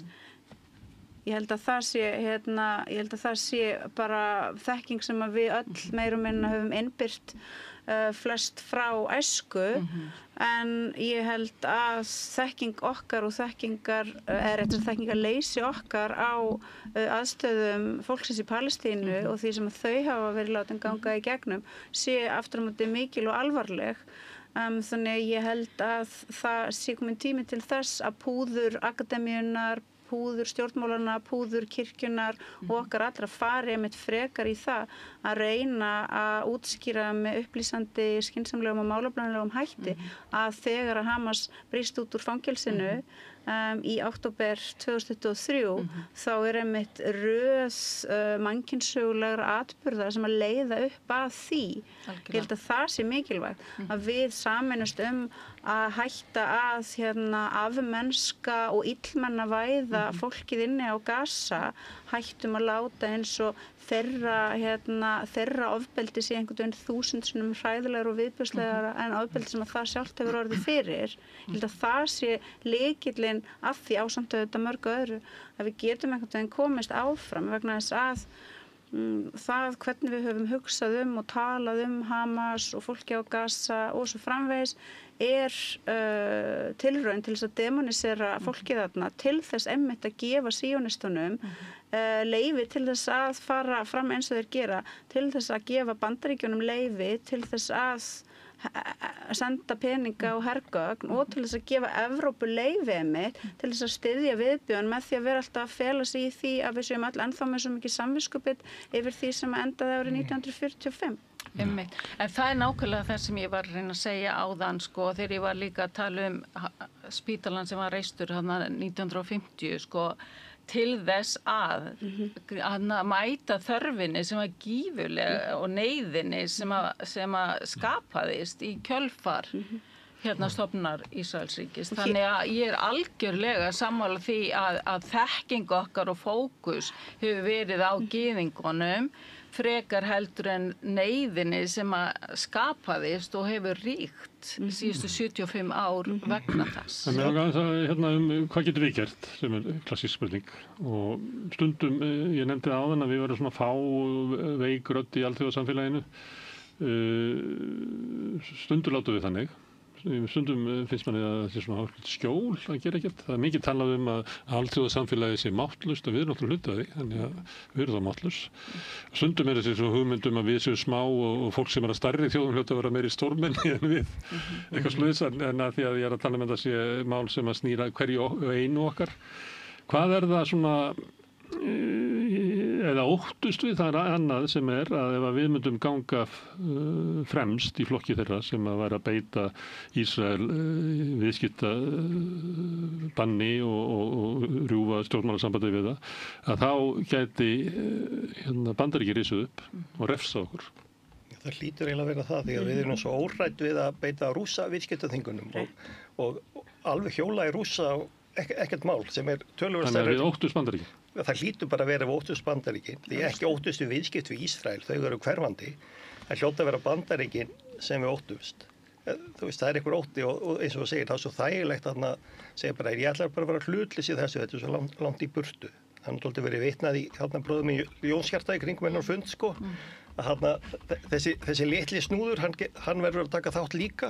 Það verður öll að taka þátt. Af því að þú gerir það ekki þá ertu bara skítseiði. Já, einmitt. En það eitt sem ég... En við sögum það, á hverju er þá ekki kröfurnar? að Bandaríkin hætti stuðningi sínum við að forysturíki NATO, það sem að við erum, hætti að styðja þjóðamorð. Annars segir okkur NATO. Já, eða sko, það náttúrulega Sameinuðu þjóðirnar sem rauninni stofna Ísraelsríki og setja ákveðnar reglur sem er búin að þverbrjóta síðan, en þau gera aldrei neitt í því og það á í þetta mér veit með að skilja. Samþykktir, Sameinuðu þjóðirnar, þú getur fyllt bókasafna samþyktum, það er bara ekki farið eftir þetta. Akkurat, og öryggisráðið er búið að álíkta eitthvað og svo kom Bandaríkjamenn að stoppa það, þannig að þetta blasir alveg við, en þetta er svo erfitt að skilja okkur, það er búið að brjóta lög, en það hefur bara afleiðingar fyrir suma. Það bara á ég mjög erfitt með að skilja. Það er náttúrulega af því að Bandaríkin og Vesturveldin hafa í það minnsta frá því að stríði gegn hryðjuverkum hófst 2021 markvisst grafið undan alþjóðalögum. Bandaríkin héldu úti pyntifangelsum, Guantanamo Bay, Abu Ghraib, þar sem að fólk var handtekið, því var haldið þar dómstólaga, var fyrir skelfilegum pyntingum. Ég held að séu ennþá með fanga sem hafa ekki komið fyrir rétt í Guantanamo Bay. Þeir hafa framkvæmt ólöglegar og glæpsamlegar innrásir, þeir hafa lagt lönd í rúst og þetta var Bandaríkin. Þeir hafa sett viðskiptaþinganir á dómar í alþjóðlegum dómstólum sem að dæma ekki að þeirra skapi. Sko. Þannig að á þessum tímapunkti einmitt, þó að ég telja að það sé mjög mikill og yfirgnæfandi vilji innan til dæmis Sameinuðu þjóðanna, það séu langflest lönd sem þar koma saman sem að vilji sannarlega að það sé gripið til aðgerða, þá hafa náttúrulega Bandaríkin fengið með stuðningi Vesturlanda, NATO og Evrópusambandsins fengið að komast upp með svo viðbjóðslega hegðun á svo löngum tíma að það er svo erfitt að einmitt setja fram einhverjar kröfur sem eru eitthvað annað heldur en kannski einmitt bara orð á blaði, en ég held samt að með þessum kröfum sem að settar eru fram með svona skýrum hætti eins og Ingibjörg Sólrún gerði, þá eru þetta verið að segja, þó Ingibjörg Sólrún standi ekki í pontu og segi Death to America, þá eru þetta verið að segja til þess að það sé hægt að ná þessum árangri, þá verður þetta að fara til þeirra sem að stjórna, það eru Bandaríkin, það eru Evrópusambandið, það er NATO. Auður, dragðu mikrofón alveg að þér. Ég meina að spyrja þig, heldur að stjórnvöld séu núna að þeir komið með vilja þjóðarinnar, ég reikna með að þó að það hafi ekki verið allir á Austurvelli og ég ætla ekki að segja að þetta hafi ekki verið þjóðin, að ég reikna með að þetta sé 80% sem að standa með gröfum sem voru settar fram í gær. Heldur að Þorgerður Katrín og félagarnir í ríkisstjórninni sé að hugsa við verum að ganga einhver skref fyrir þjóðina, en þó ekki þannig við stígum á tærnar á Bandaríkjunum. Heldur það sé vandinn þeirra? Ég held að það sé bara ekki hægt. Sko, þú getur ekki... Þú verður að svíkja annarkvað þjóðina eða Bandaríkin. Já, og sko, þú veist þetta vinsæla kvót í Bróðum með Ljónsjarsta, það er líka hægt að vitna hérna í KK, þú veist, til eru höfðingjar á Íslands bláu strönd sem heldur vilja deyja en lifi þeirri smán að hafa ekki gefið það sem þeir gátu verið án. Við getum verið án Bandaríkjanna. Við getum ekki verið manneskjur, svona ríkar og sterkar og fallega manneskjur eins og við erum og gert ekki neitt í þessu. Bara því að við erum hrætt við Bandaríkin. Sko, Bandaríkin eru ekki að fara að ráðast á Ísland, en við erum kannski að fara að tapa einhverjum viðskiptum. Allt í lagi. Þá bara, þú veist, þetta eru bara peningar. Reyndar með varnarsamning sem er þannig að Bandaríkjaher getur skilgreint þessi ógn á Íslandi og tekið hér yfir. Og hann getur skilgreint þetta sem ógn. Já, allt í lagi. En hérna, sko... Vísi í fréttur síðan vetur. Bara... með þau hér í áratugum eitthvað sem er. Já, en bara, þú veist... eins og þegar Íslendingum blöskraði með fyrir stjórnvalda á fötluðum dreng sem var að biðja hér um hæli. Við getum ekki lifað með sjálfum okkur ef að við gerum ekki eitthvað í þessu og ef að það er að segja hérna, slíta viðskiptasambandi við Ísrael og Bandaríkin verða það brjáluð, bara so be it. Það er verra að lifa í þeirri smán og hafa ekki gefið það sem við getum fyrir það. Það sem Íslendingar stjórnvöld eiga að gera, þau að gera þetta eins og ganga í haghópinn, þau að taka þátt í málsókn Suður-Afríku, með því sýna þau líka gott fordæmi til annara og þau signalera að þetta sé hægt, svo eiga þetta stjórnmálamennirnir okkar, Þorgerður Katrín og Kristrún Frostadóttir og aðrir sem eru í alþjóðlegum samskiptum að tala bara fyrir þessu okkur með einsta fundi sem þær fara á. Þannig að ég skil alveg bara út frá einhverju svona pragmatík og realpólitík að sjálfsögðu er það ekki neitt sem að neinn þjóð vill hafa hangandi yfir sér að Bandaríkin fari einhverju viðskiptaþvinganir. Það auðvitað bæði er flókið og erfitt og það getur auðvitað líka haft mikla skerðingar á lífskjörum lífskjör fólks og getur búið til mikið pólitískan óróleika innan þjóðríkisins og svo framvegis. En það er hægt að fara öll þessi svona minna flóknu skref á alþjóðavettvangi og það er krafan sem er hægt að setja á pólitíkina. Það er erfitt að segja við forsætisráðherra eða utanríkisráðherra, já bara nú segir þú bara við Bandaríkin bara fokki ykkur, farið og ætlum aldrei að tala við ykkur aftur. Það er flókið. En það er ekki það. Það er að slíta stjórnmálasambandi við Ísrael og þá verður Bandaríkin brjálið. Þú segir ekki fokka eru Bandaríkin, sko. Implicitly að gera það. En það er að segja að þannig þú hefur þessar leiðir. Það er ekki hægt að setja viðskiptaþvinganir á Ísland eða hóta okkur öllu illa ef við gangum í haghópin. Það er ekki hægt að setja viðskiptaþvinganir á Ísland eða hóta okkur öllu illa ef við tökum þátt í þessari málsókn. Þetta er allt bara framkvæmanlegar, einfaldar leiðir til þess að sýna á alþjóðavettvangi hver hugur okkur er og svo einmitt þessi svona menningarlega sniðganga að taka ekki þátt í Eurovision meðan Ísraelar, taka ekki þátt í íþróttaviðburðum meðan Ísraelar og svo framvegis og svo auðvita að sjálfsögðu slíta stjórnmálasambandi. Þetta snýst vonina, hún er orðin stundum veik á Gaza og ég var nú aðstofa konu sem var að flytja erindi í Stykkishólmi og var að þýða eða svona endursegja text eftir Reham Khaled sem er 27 ára gömul kennslukona á Gaza. Það sem hún er að segja að líklega er best að gefa frá sig vonina því að vonin færir okkur bara linnulaus vonbrigði og hún er svo sár að bera. Þannig að það er fólk sem er bara að missa vonina. Við vorum á Austurvelli í gær og við fundum fyrir von. Hefur þú von til þess að þessu linni á þessu ári?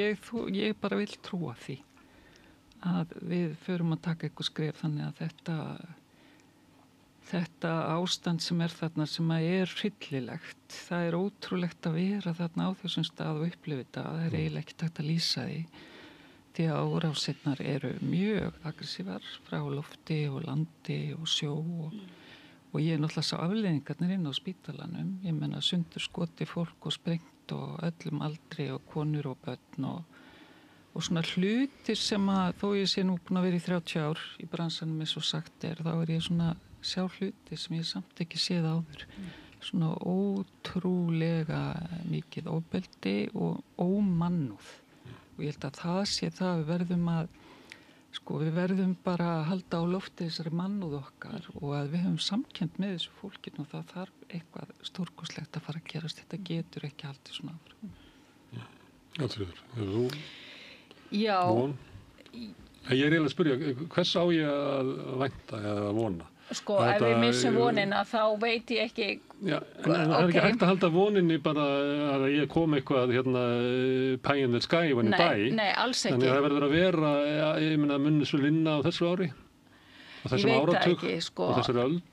Já, guð mig góður. Ég tók hérna með mig bók sem að heitir Christ in the Rubble, hefur þið sjáu hérna barnið í rústunum.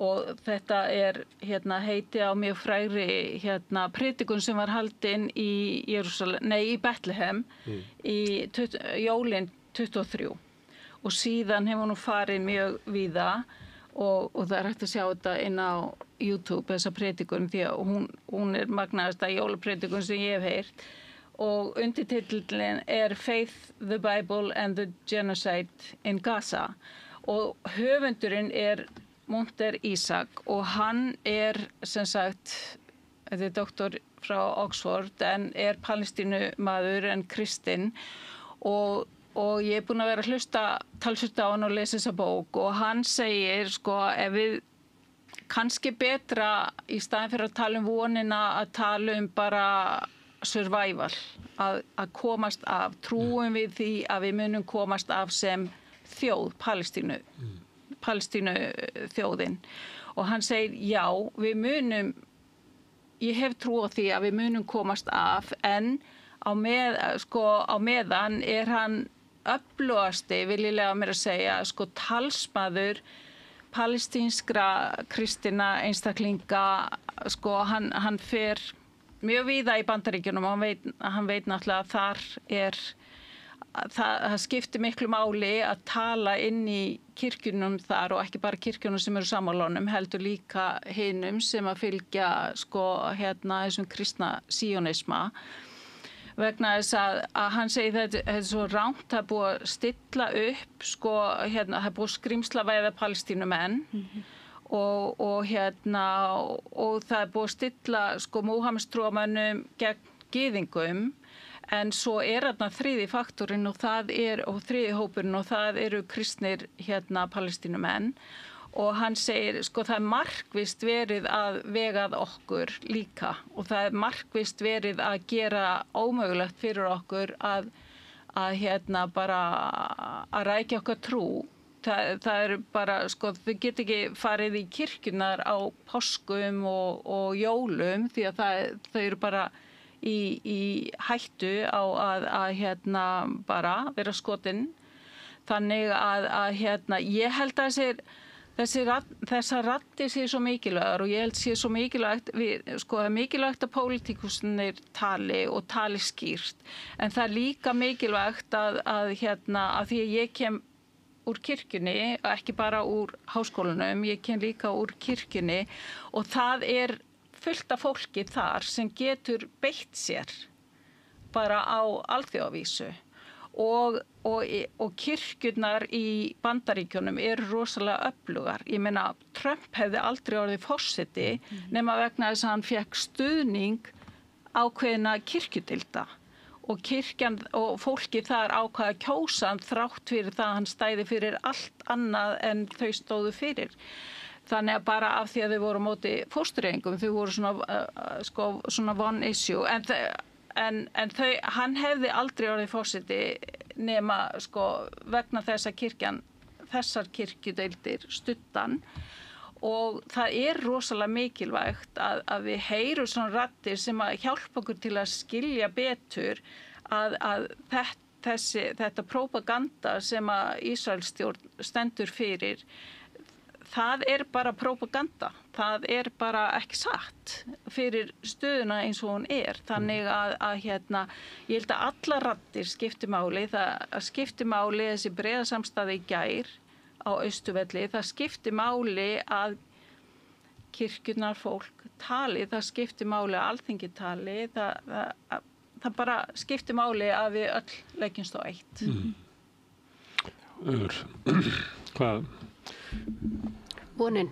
Já, ég held að hún Reham Khaled sem að skrifa hennar texta, hún segir að það er svo erfitt að bera vonina vegna þess að hún étur það innan með vonbrigðum og brýtur niður. Svo endar hún, þá er hennar ósk eftir að ef ég lifi þetta af, sem er alls ekki víst, þá óska ég þess að örin sem ég ber verði ekki of mörg og ekki of djúp. Það er eiginlega vonið sem hún á eftir. Þannig ég er að velta mér, þetta er fólk sem að þarf eiginlega að fá enda á þessu máli bara núna, eða í vikunni.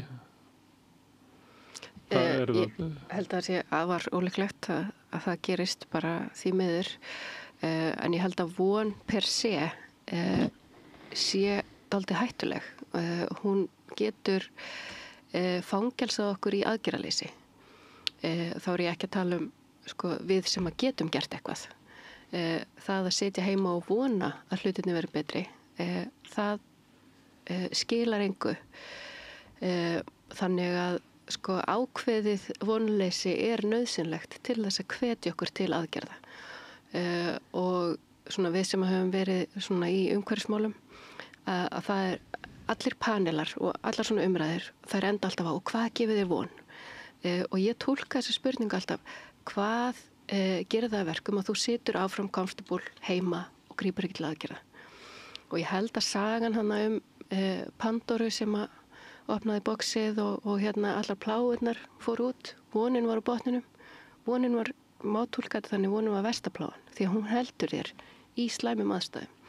Og ég held að það sé fyrir okkur hérna á Íslandi sem að höfum möguleika á að gera eitthvað. Við höfum möguleika að hafa svona fund eins og við höfum í gær og við höfum möguleika að krefja stjórnvöldum eitthvað. Ef við erum bara að vona að eitthvað verið gott og grípum ekki til aðgerða, þá er vonin slæm. En þá auðvitað ekki við fólk á Gaza sem að hefur enga möguleika á að grípa til neina aðgerða og gera neitt.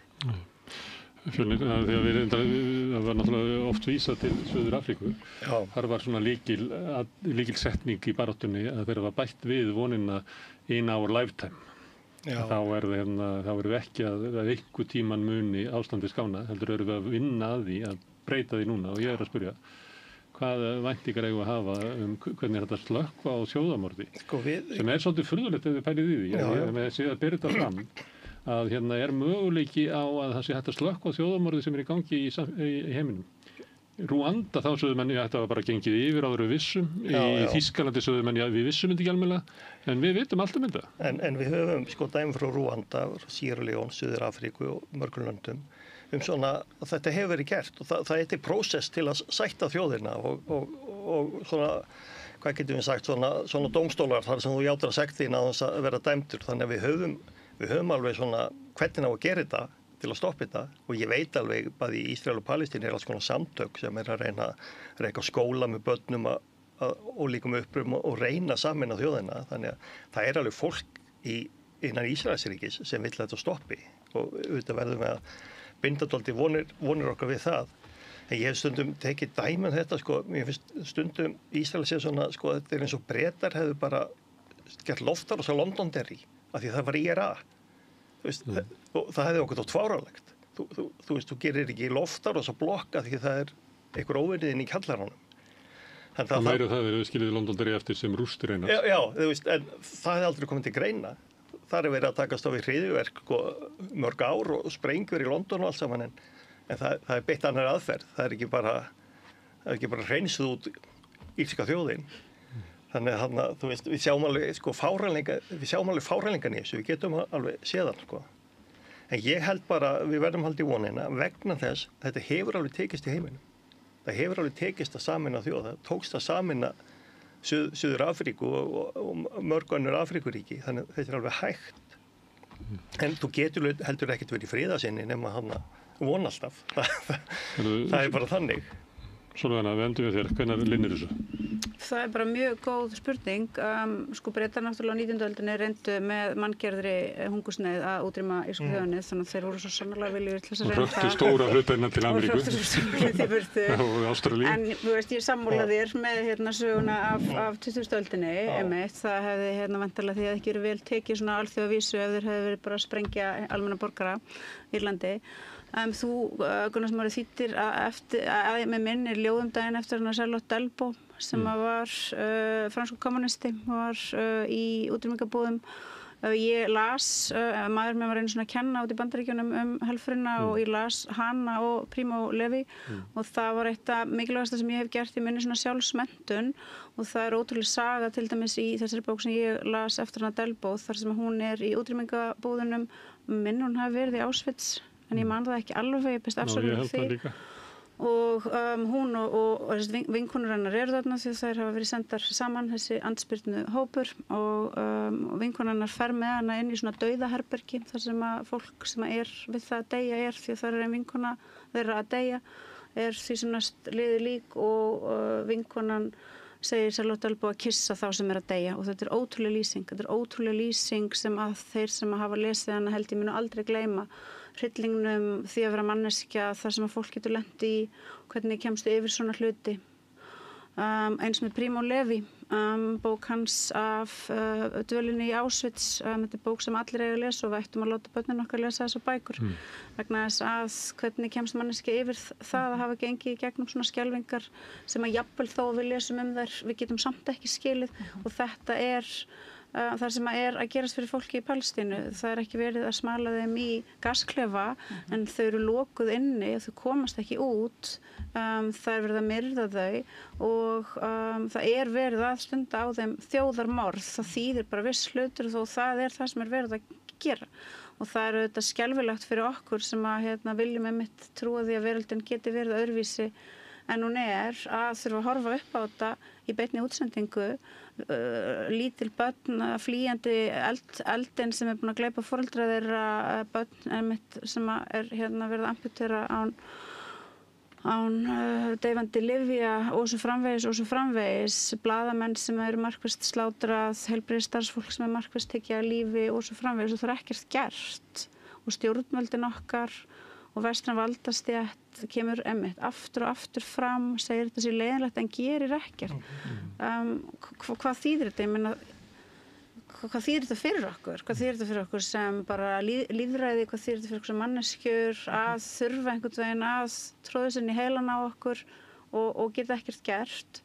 Þannig að það er mjög erfitt að vera með einhverja von í aðstæðum eins og þessum, en sem betur fyrir þá er samt vonin bara eitthvað svona sem að Guð væntanlega setti inn í okkur til þess að láta okkur ekki gefast upp í erfiðum aðstæðum vegna þess að við getum ekki öll gefist upp, þannig að þá náttúrulega gerist ekkert. En það er erfitt að vona og ég hef litla sem enga akkurat von til þess að vestræn valdastétt geti gert eitthvað vegna þess að hvað ætlar hún að gera ef hún ætlar að gera eitthvað, hún þá ekki búin að því, en ég ætla samt að vona það og ég ætla samt að vona að fundurinn í gær gera það verkum að íslensk valdastétt geti ekki lengur litið í speilin á morgnana og látið sem þetta sé ekki neitt sem að koma henni við. Ég ætla að vona það. En hvort að það gerst eitthvað, ég trúði ekki fyrir að ég sé það því meður. Ég setti inn í morgun endursögn á ljóði eftir Primo Levi að því að til þess að skilja þetta tíma þá er gott að hlusta á þau sem að lifðu helförina á sín tíma og hvernig þau horfa á heiminn, sem heitir Söngur þeirra sem að dóu til einskis eftir Primo Levi.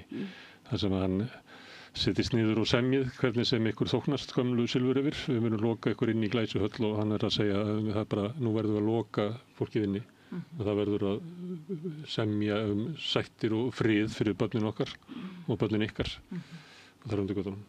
Ef að ykkur á leið Facebook þá getur hann lesið þetta. En kæra þakkir fyrir að hafa komið hingað og ræða með þessi mikilvæga mál. Hólmfríður, Arnfríður, Auður, Fjölnir og Sólveig Anna. Takk fyrir. Það var örstuð hlé og svo kemur hann Sigurjón bróðir minn og hann ætlar að fara með mér yfir eitthvað í pólitíkinni eftir augnablik.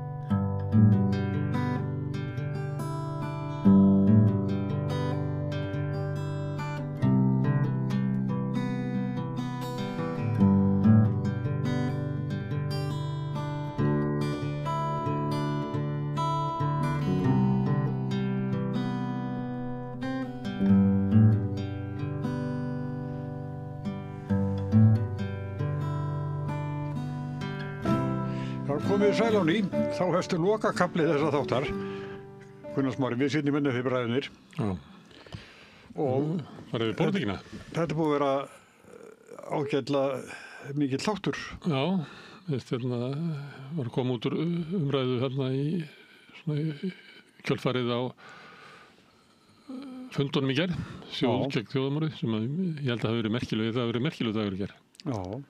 Það var stjórnfundir, það er svona sem var ekki koma saman á það. Þú veist, ef að ríkisstjórnin ætlar að humma þetta fram af sér, þá held ég að muni meiða sig. Já.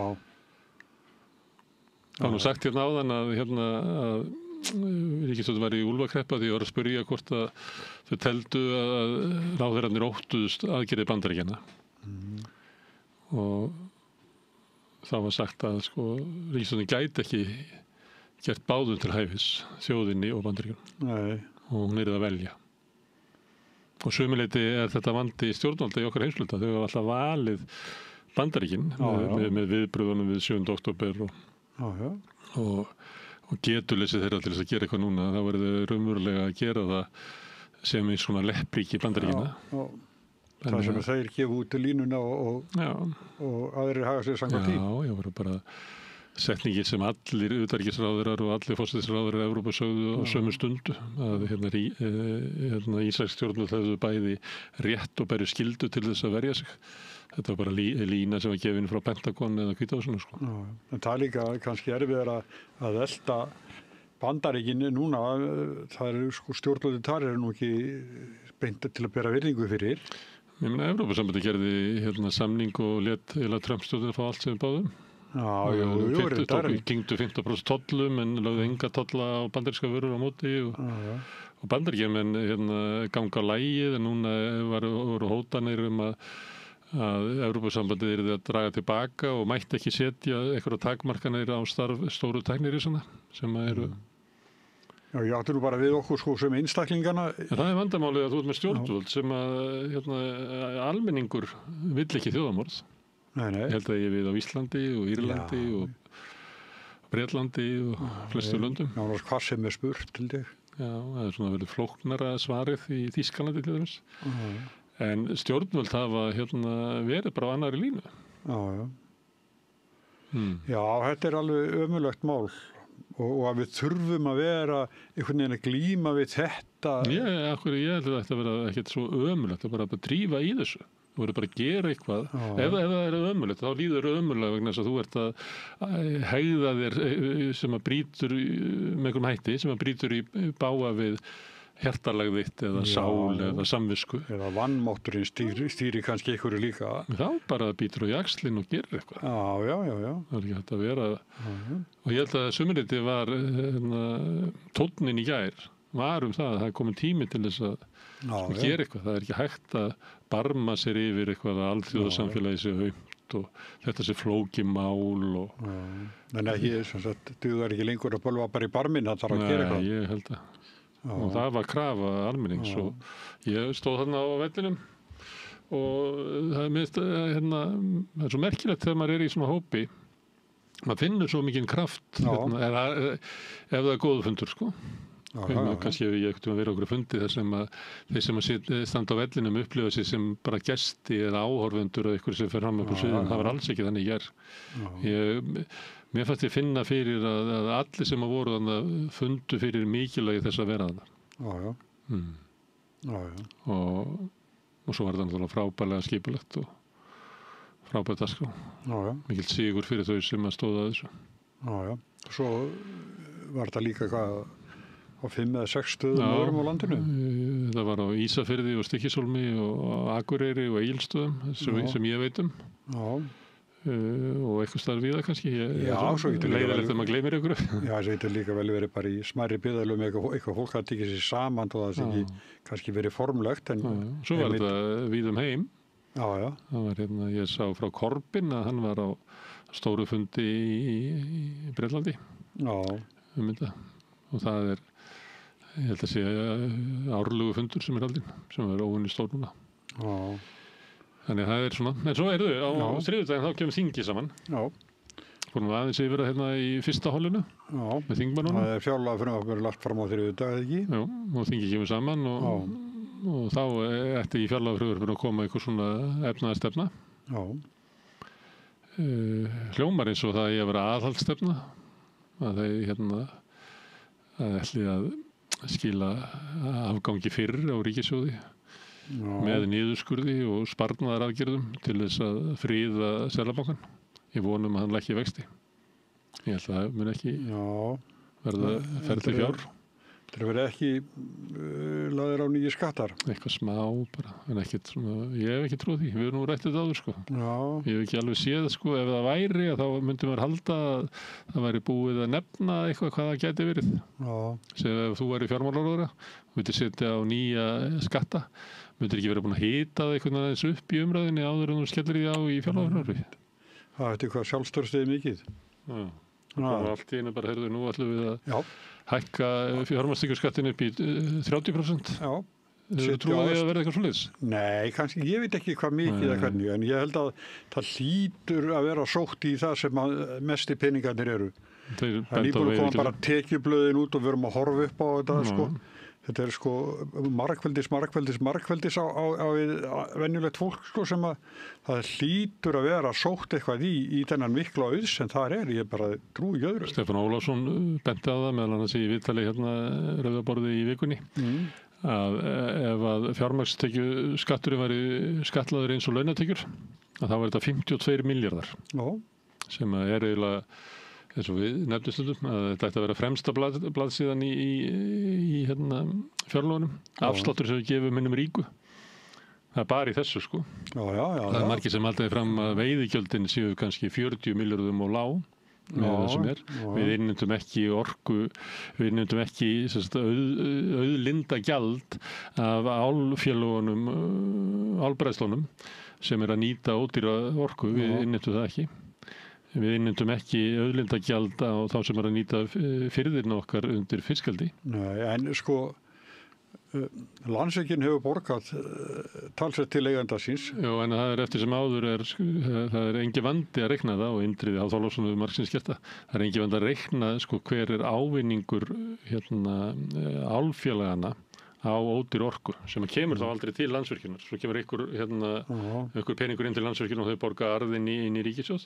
En það er hægt að sjá hver er arðurinn sem situr eftir í félögunum, sem reyndar situr ekki eftir í félögunum vegna þess að hann rennur út til móðurfélagana. Vegna þess að það er búið til svona svikamilla að móðurfélagin hafi lánað inn í rekstrafélagin á Íslandi og svo er innheimt vextir á því sem eru sko. Það er skattamálin sko. Þau komast undir, þau borgi ekki, þú veist, þeir eru svíkjandi skatti.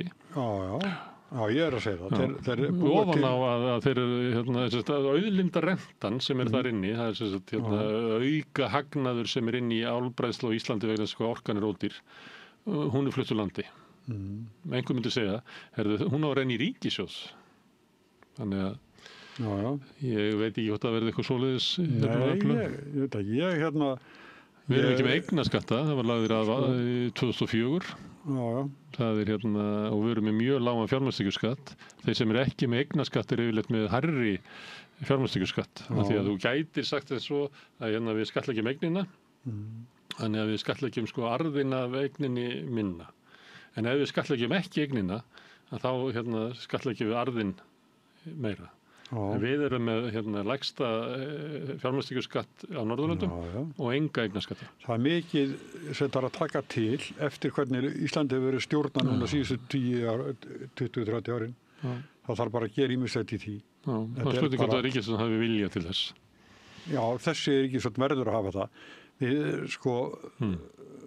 Það er ekki hægt í ljósi alls að skrúa niður í velferðinni í landinu. Við erum með heilbrigðiskerfið á hliðinni, þetta er allt þannig og samgöngur og fleira sem þarf að taka á og þannig að það er ekki hægt að seinka því öllu saman, það er bara ekki hægt. Nei, við erum komin út Viðreisn var svona í kosningabaráttunni næstu eins og George Bush eldri, read my lips, no more taxes. Þeir voru bara þannig.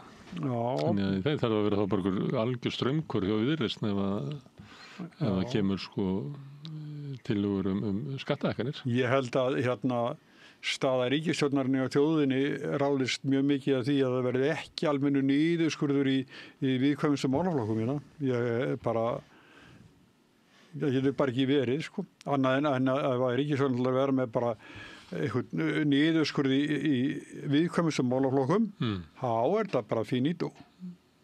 Þá missaði þjóðina frá sér. Ég er með svona í aðdraganda þingbyrjunar, þá finnst mér það að vera tónn. Að því ég var að tala á þannig að þú væri fjármálaráðherra, myndir ekki svona nefna skattina sem allra hækka til þess að hita eins upp. Það sem er verið að hita upp er að vextir eru háir hér og nú þarf þurfa stjórnvöld, og þá meina ríkisstjórnin, að bregðast við til þess að það skapi svigrúm til þess að lækka vexti.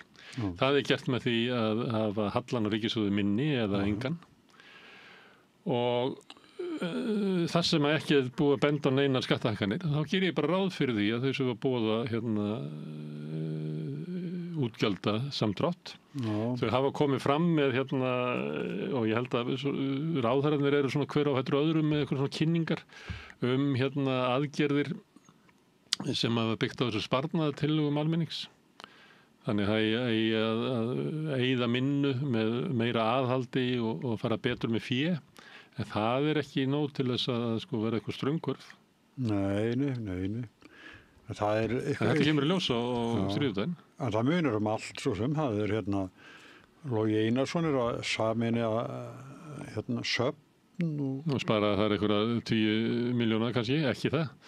Já, en fór síðan í 200 milljónir í nýbyggingu Þjóðleikhússins. Nei, 2000 milljónir. Já, 2000, sé. Þannig að hann er með neikvæðan strax. Svo er það líka eitt sem að því að vera að tala um svona sparnaðatillögur. Þannig að við ætlum að spara penning en ekki minnka þjónustuna. Og þá er farið út í það að sameina stofnanir og svona. Og það er svona frasi sem ég hef stundum haft eftir manni sem ég þekkti einu sinni. Hann sagði það er allir að tala um samlegðaráhrif, en það verður engin séðug. Því það er oft látið eins og saminað söfn, þannig að setja hljóðbókasafnið og kvikmyndasafnið upp í þjóðarbókluðu og kannski reiknar ykkur það út að þá getur þau sparað forstöðumanninn. En það sem gerist eftir 3 ár eða 4 ár, þá verður komin einn forstöðumaður yfir öllu og síðan einhver svona sérstakur framkvæmdastjóri þjóðarbókluðuna, landsbókasafnsins, hljóðbókasafnsins og eða þá að þessi eini sem á að stýra þessu, hann er komið með eitthvað svona heilan forstjóra ganga af einhverju aðstofafólki til þess að ná utan um þetta. Þannig að ég bara hvet fólk til þess að bara benda á það hvenar hefur einhver svona sameining stofnana skilað aldrei. En það sérðu það, svo kom einhverja tillögur um þetta. Við ætlum að stefna þessu og ráðgjörum að á kjörtímabilinu, það er alltaf að vera að teygja þetta ekki því. Það er ekki lengur verið að spara 10 milljónir á þessu ári, heldur verið að spara 40 milljónir á kjörtímabilinu og eða þá 80 milljónir á tímabili fjármálaáætlunar, það er verið að hækka tölum. Þetta er sagt í upphafi, en það kemur síðan aldrei skýrsla 3 árum seinna um hvernig gekk.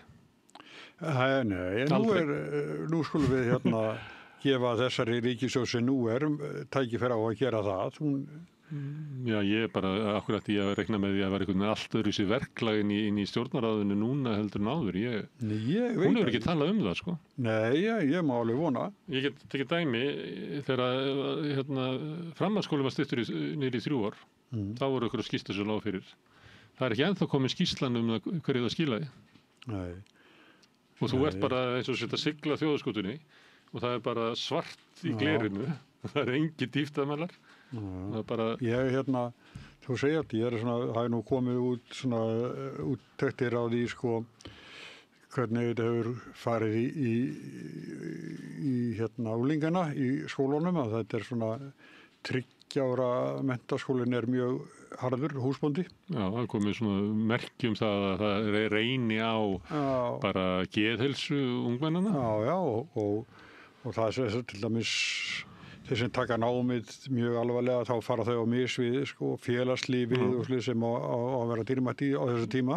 Sem bara lífspersónum að halda andlegu heilbrigði, að vera í góður í félagslegri stöðu. Þannig að það verður ekki tekist vel. Nei, en ég er bara að benda á að það er rannsóknin, segjum að þú gerir bara stórkostlega breytingu á framhaldsskólakerfinu. mundur ekki halda það sko 3 árum setna að þá komi bara skýrsla sem að drægi það fram hver árangur var. Það er bæði til þess að meta þá laga þá það sem að tekna ákvarðanum en líka til þess að næstu ákvarðaninnar verði sko betri. En þetta er bara ekki gert. Vegna þess að oft er þessum breytingu þröngu í gegn út frá okkur svona hugmyndarlegri stundum bara dellu hugmyndum sem að ég held að þetta með styttingu framhaldsskóla hafi komið frá viðskiptaráði eða eitthvað. Stundum er þetta bara keyrt í gegn út frá svona fólk bara trúir þessu og ef það er gert út af því þá ertu náttúrulega ekki að athuga það hvort þetta virkaði ekki. Því árangurinn er breytingin. Árangurinn er ekki það hvort að peningarnir nýtist betur eða krökkunum líði betur eða engunni verði betri. Það var aldrei hugmyndin. En þú má samt ekki taka frá með voninu það að með þeim breytingum að gömlu valdaflokkarnir eru núna utan stjórnar að þá geti ýmislegt breyst. Þannig að komið annað fólk með kannski önnur viðhorf og annan ásetning heldur en það sem við höfum vanist í bara frá því að við fengum kosningarétt eða... Nei, Samfylkingin var í ríkisstjórnin 2007 til 2009, hrunstjórninni. Var í ríkisstjórn 2009 til 2013 sem var, það var náttúrulega sko... Það verkefni þeirra ríkisstjórna var náttúrulega mjög sérstakt. Alþýðuflokkurinn forveri Samfylkingin var í ríkisstjórn 1991 til 1995 sem að sömuleyti var upptakturinn á nýfrjálshyggjuárunum.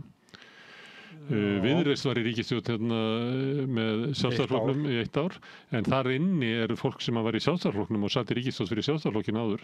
Þannig að þetta er ekki eins og þetta sé eitthvað bara Þorgeir og Katrín ekki? Jú, það er fleiri þannig inn í flokknum sem eru góður og gegn í Sjálfstæðismenn eins og þetta. En svo Þorsteinn Pálsson fyrrverandi formaður. Já, Pavel var í framboði fyrir Sjálfstæðisflokkin og fleiri sko. Já, ég ætla samt að vona að því að ég bara sko niðurskurður í velferðarkerfinu sem er veikt fyrir bara mjög veikt við það bara má ekki verða. Nei, það kemur í ljós á þriðjudaginn. Já. Fá ekki blaðamenn Það var þannig, ég hef ekki fylgst með þessu svo lengi sko. Fjárlagafrumvarpið á morgun.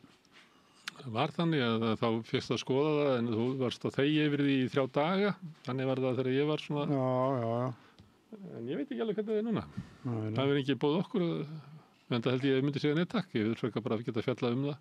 Því að ef þú gengst inn á þessu þá getur þú ekkert sko verið að ræða hvað verður í fjárlagafrumvarpinu. Þetta samtal okkar væri ómark að því að við hefðum lesið það og vissu það og þar lendi mættum við ekki tala það þannig þá við sem eru best að segja nei takk. Sem það var gert. Það sem við gerðum, já. Afþakka að tegi yfir leyndamáli. Já.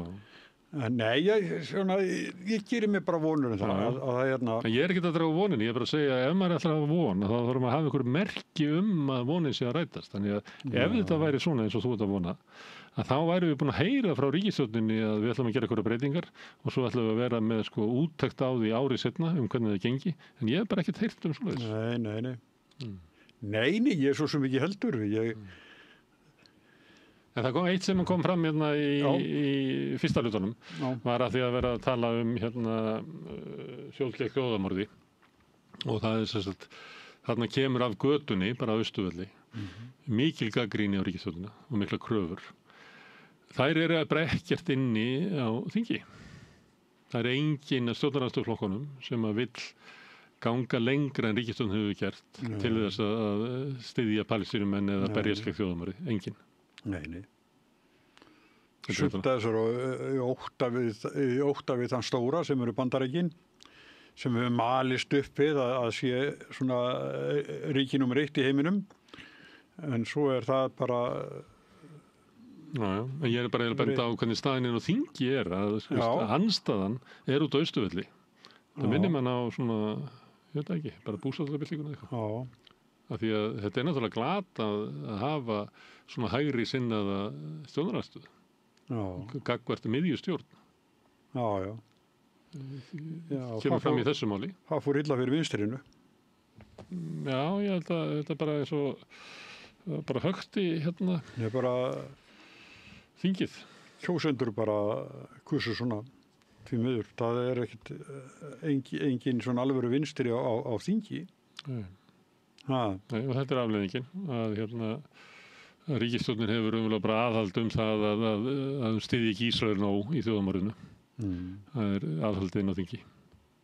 En svo þeir sem ég trúi að sé að tala fyrir munn 80% þjóðarinnar. Þau eru bara út á vellinum. Þær raddir ná ekki inn á þing. Já. Það verður spennandi í þinginu. Það er þessi utanríkisnefndarfundur á morgun. Já. Þingsetning, fjárlagafrumvarp. Allan verður beinni útsendingu í þetta. Svo er stefnur að forsætisráðherra. Á miðvikudagskvöld. Þú horfir á það ekki? Þetta er ekki eitt farra sem horfir á það? Ég er alveg dottinn út. Ég bara býð eftir að mér sé sagt að ég þurfa að hlusta á ykkur að einar að Það fer svona eftir stöðinu sem ég er í bara. En jú, ég er nú svolítið spenntur fyrir núna því að nú er sem sagt að koma heilt þingvetur hjá þessari ríkisstjórn. En svo getur þetta allt gleymst sko, hjá þeim sem flytur ræðina sko. Herðu, við skulum slá botnin í þetta en það þátturinn orðin langur. Þökkum gestunum öllum sem hafa hingað komið. Já, og Pétri Fjellsteð fyrir að taka upp og senda út en áhorfendum og áheyrendum þökkum við mest sem hafa breytt þessu samtal okkar í fjölmiðlun. Binni á að þið hafið byggt upp dreifikerfið okkar bara með því að segja vinum og vandamenn frá efni sem ykkur líkar og ég geti ykkur til þess að gera það áfram. Ég geti bent á að þeim ég finni efnið okkar á Facebook, á YouTube, á öllum hlaðarsveitum, í útvarpinu á 89,1 á FM, á Stórhöfuðborgarsvæðinu sem nær alveg upp á sunnanvert Snæfellsnes, langt upp í Borgarfjörð, upp á litlu kaffistofu, út á Reykjanesstá. En það má líka sækja þær útasendingar á spilaran, spilari.is á netinu og svo er spilarin líka app sem má hlaða niður í síman og hlusta á samstöðun og allar íslenskar útastöður hvað sem er í heiminum. Svo erum við komin í sjónvarpið til þeirra sem er svo heppin að skipta við fjarskiptafyrirtækið Síma. Það eru númer 5 á fjarstýringunni. Við erum á leiðinni yfir í kabalkerfið á Suðurnesjum og svo kannski ef til vill, ég veit ekki. Munu önnur fjarskiptafyrirtæki bjóða sínum viðskiptavinum upp á efni frá samstöðunni sem er 24 tíma sólarhring, 7 daga vikunnar. Allan ársins hring, samfélagsumræðu við þetta rauðaborð í þættinu Sinni Egils og rauðaborðin og fleiri þáttum samstöðurinnar. Það sem að drífur samstöðun áfram er sá hluti áhorfenda og áheyrenda sem hafa gerst áskrifundur. Finn það núna að það er svona smá slurkur sem er að detta inn núna. Fólki finnst mikilvægt að samstöðun sé á lífi og samstöðun verður ekki á lífi nema að stór hluti áhorfenda og áhorfenda ákveðið að styðja við uppbyggingu hennar. Við erum að þróa hérna ýmislegt meðal annars fréttatíma sem við byrjuðum á í sumar og við munum vera með fréttatíma á morgun klukkan 8. Við erum með fréttir klukkan 8 á samstöðunni frá mánudegi til 50-dagskvölds. Hvetjum til þess að fylgjast með því. En að öðru leyti að þá segi ég bara að njótið þess sem eftir er að helginni og sjáumst á morgun klukkan 8 í fréttatíma. Glemdi ég að segja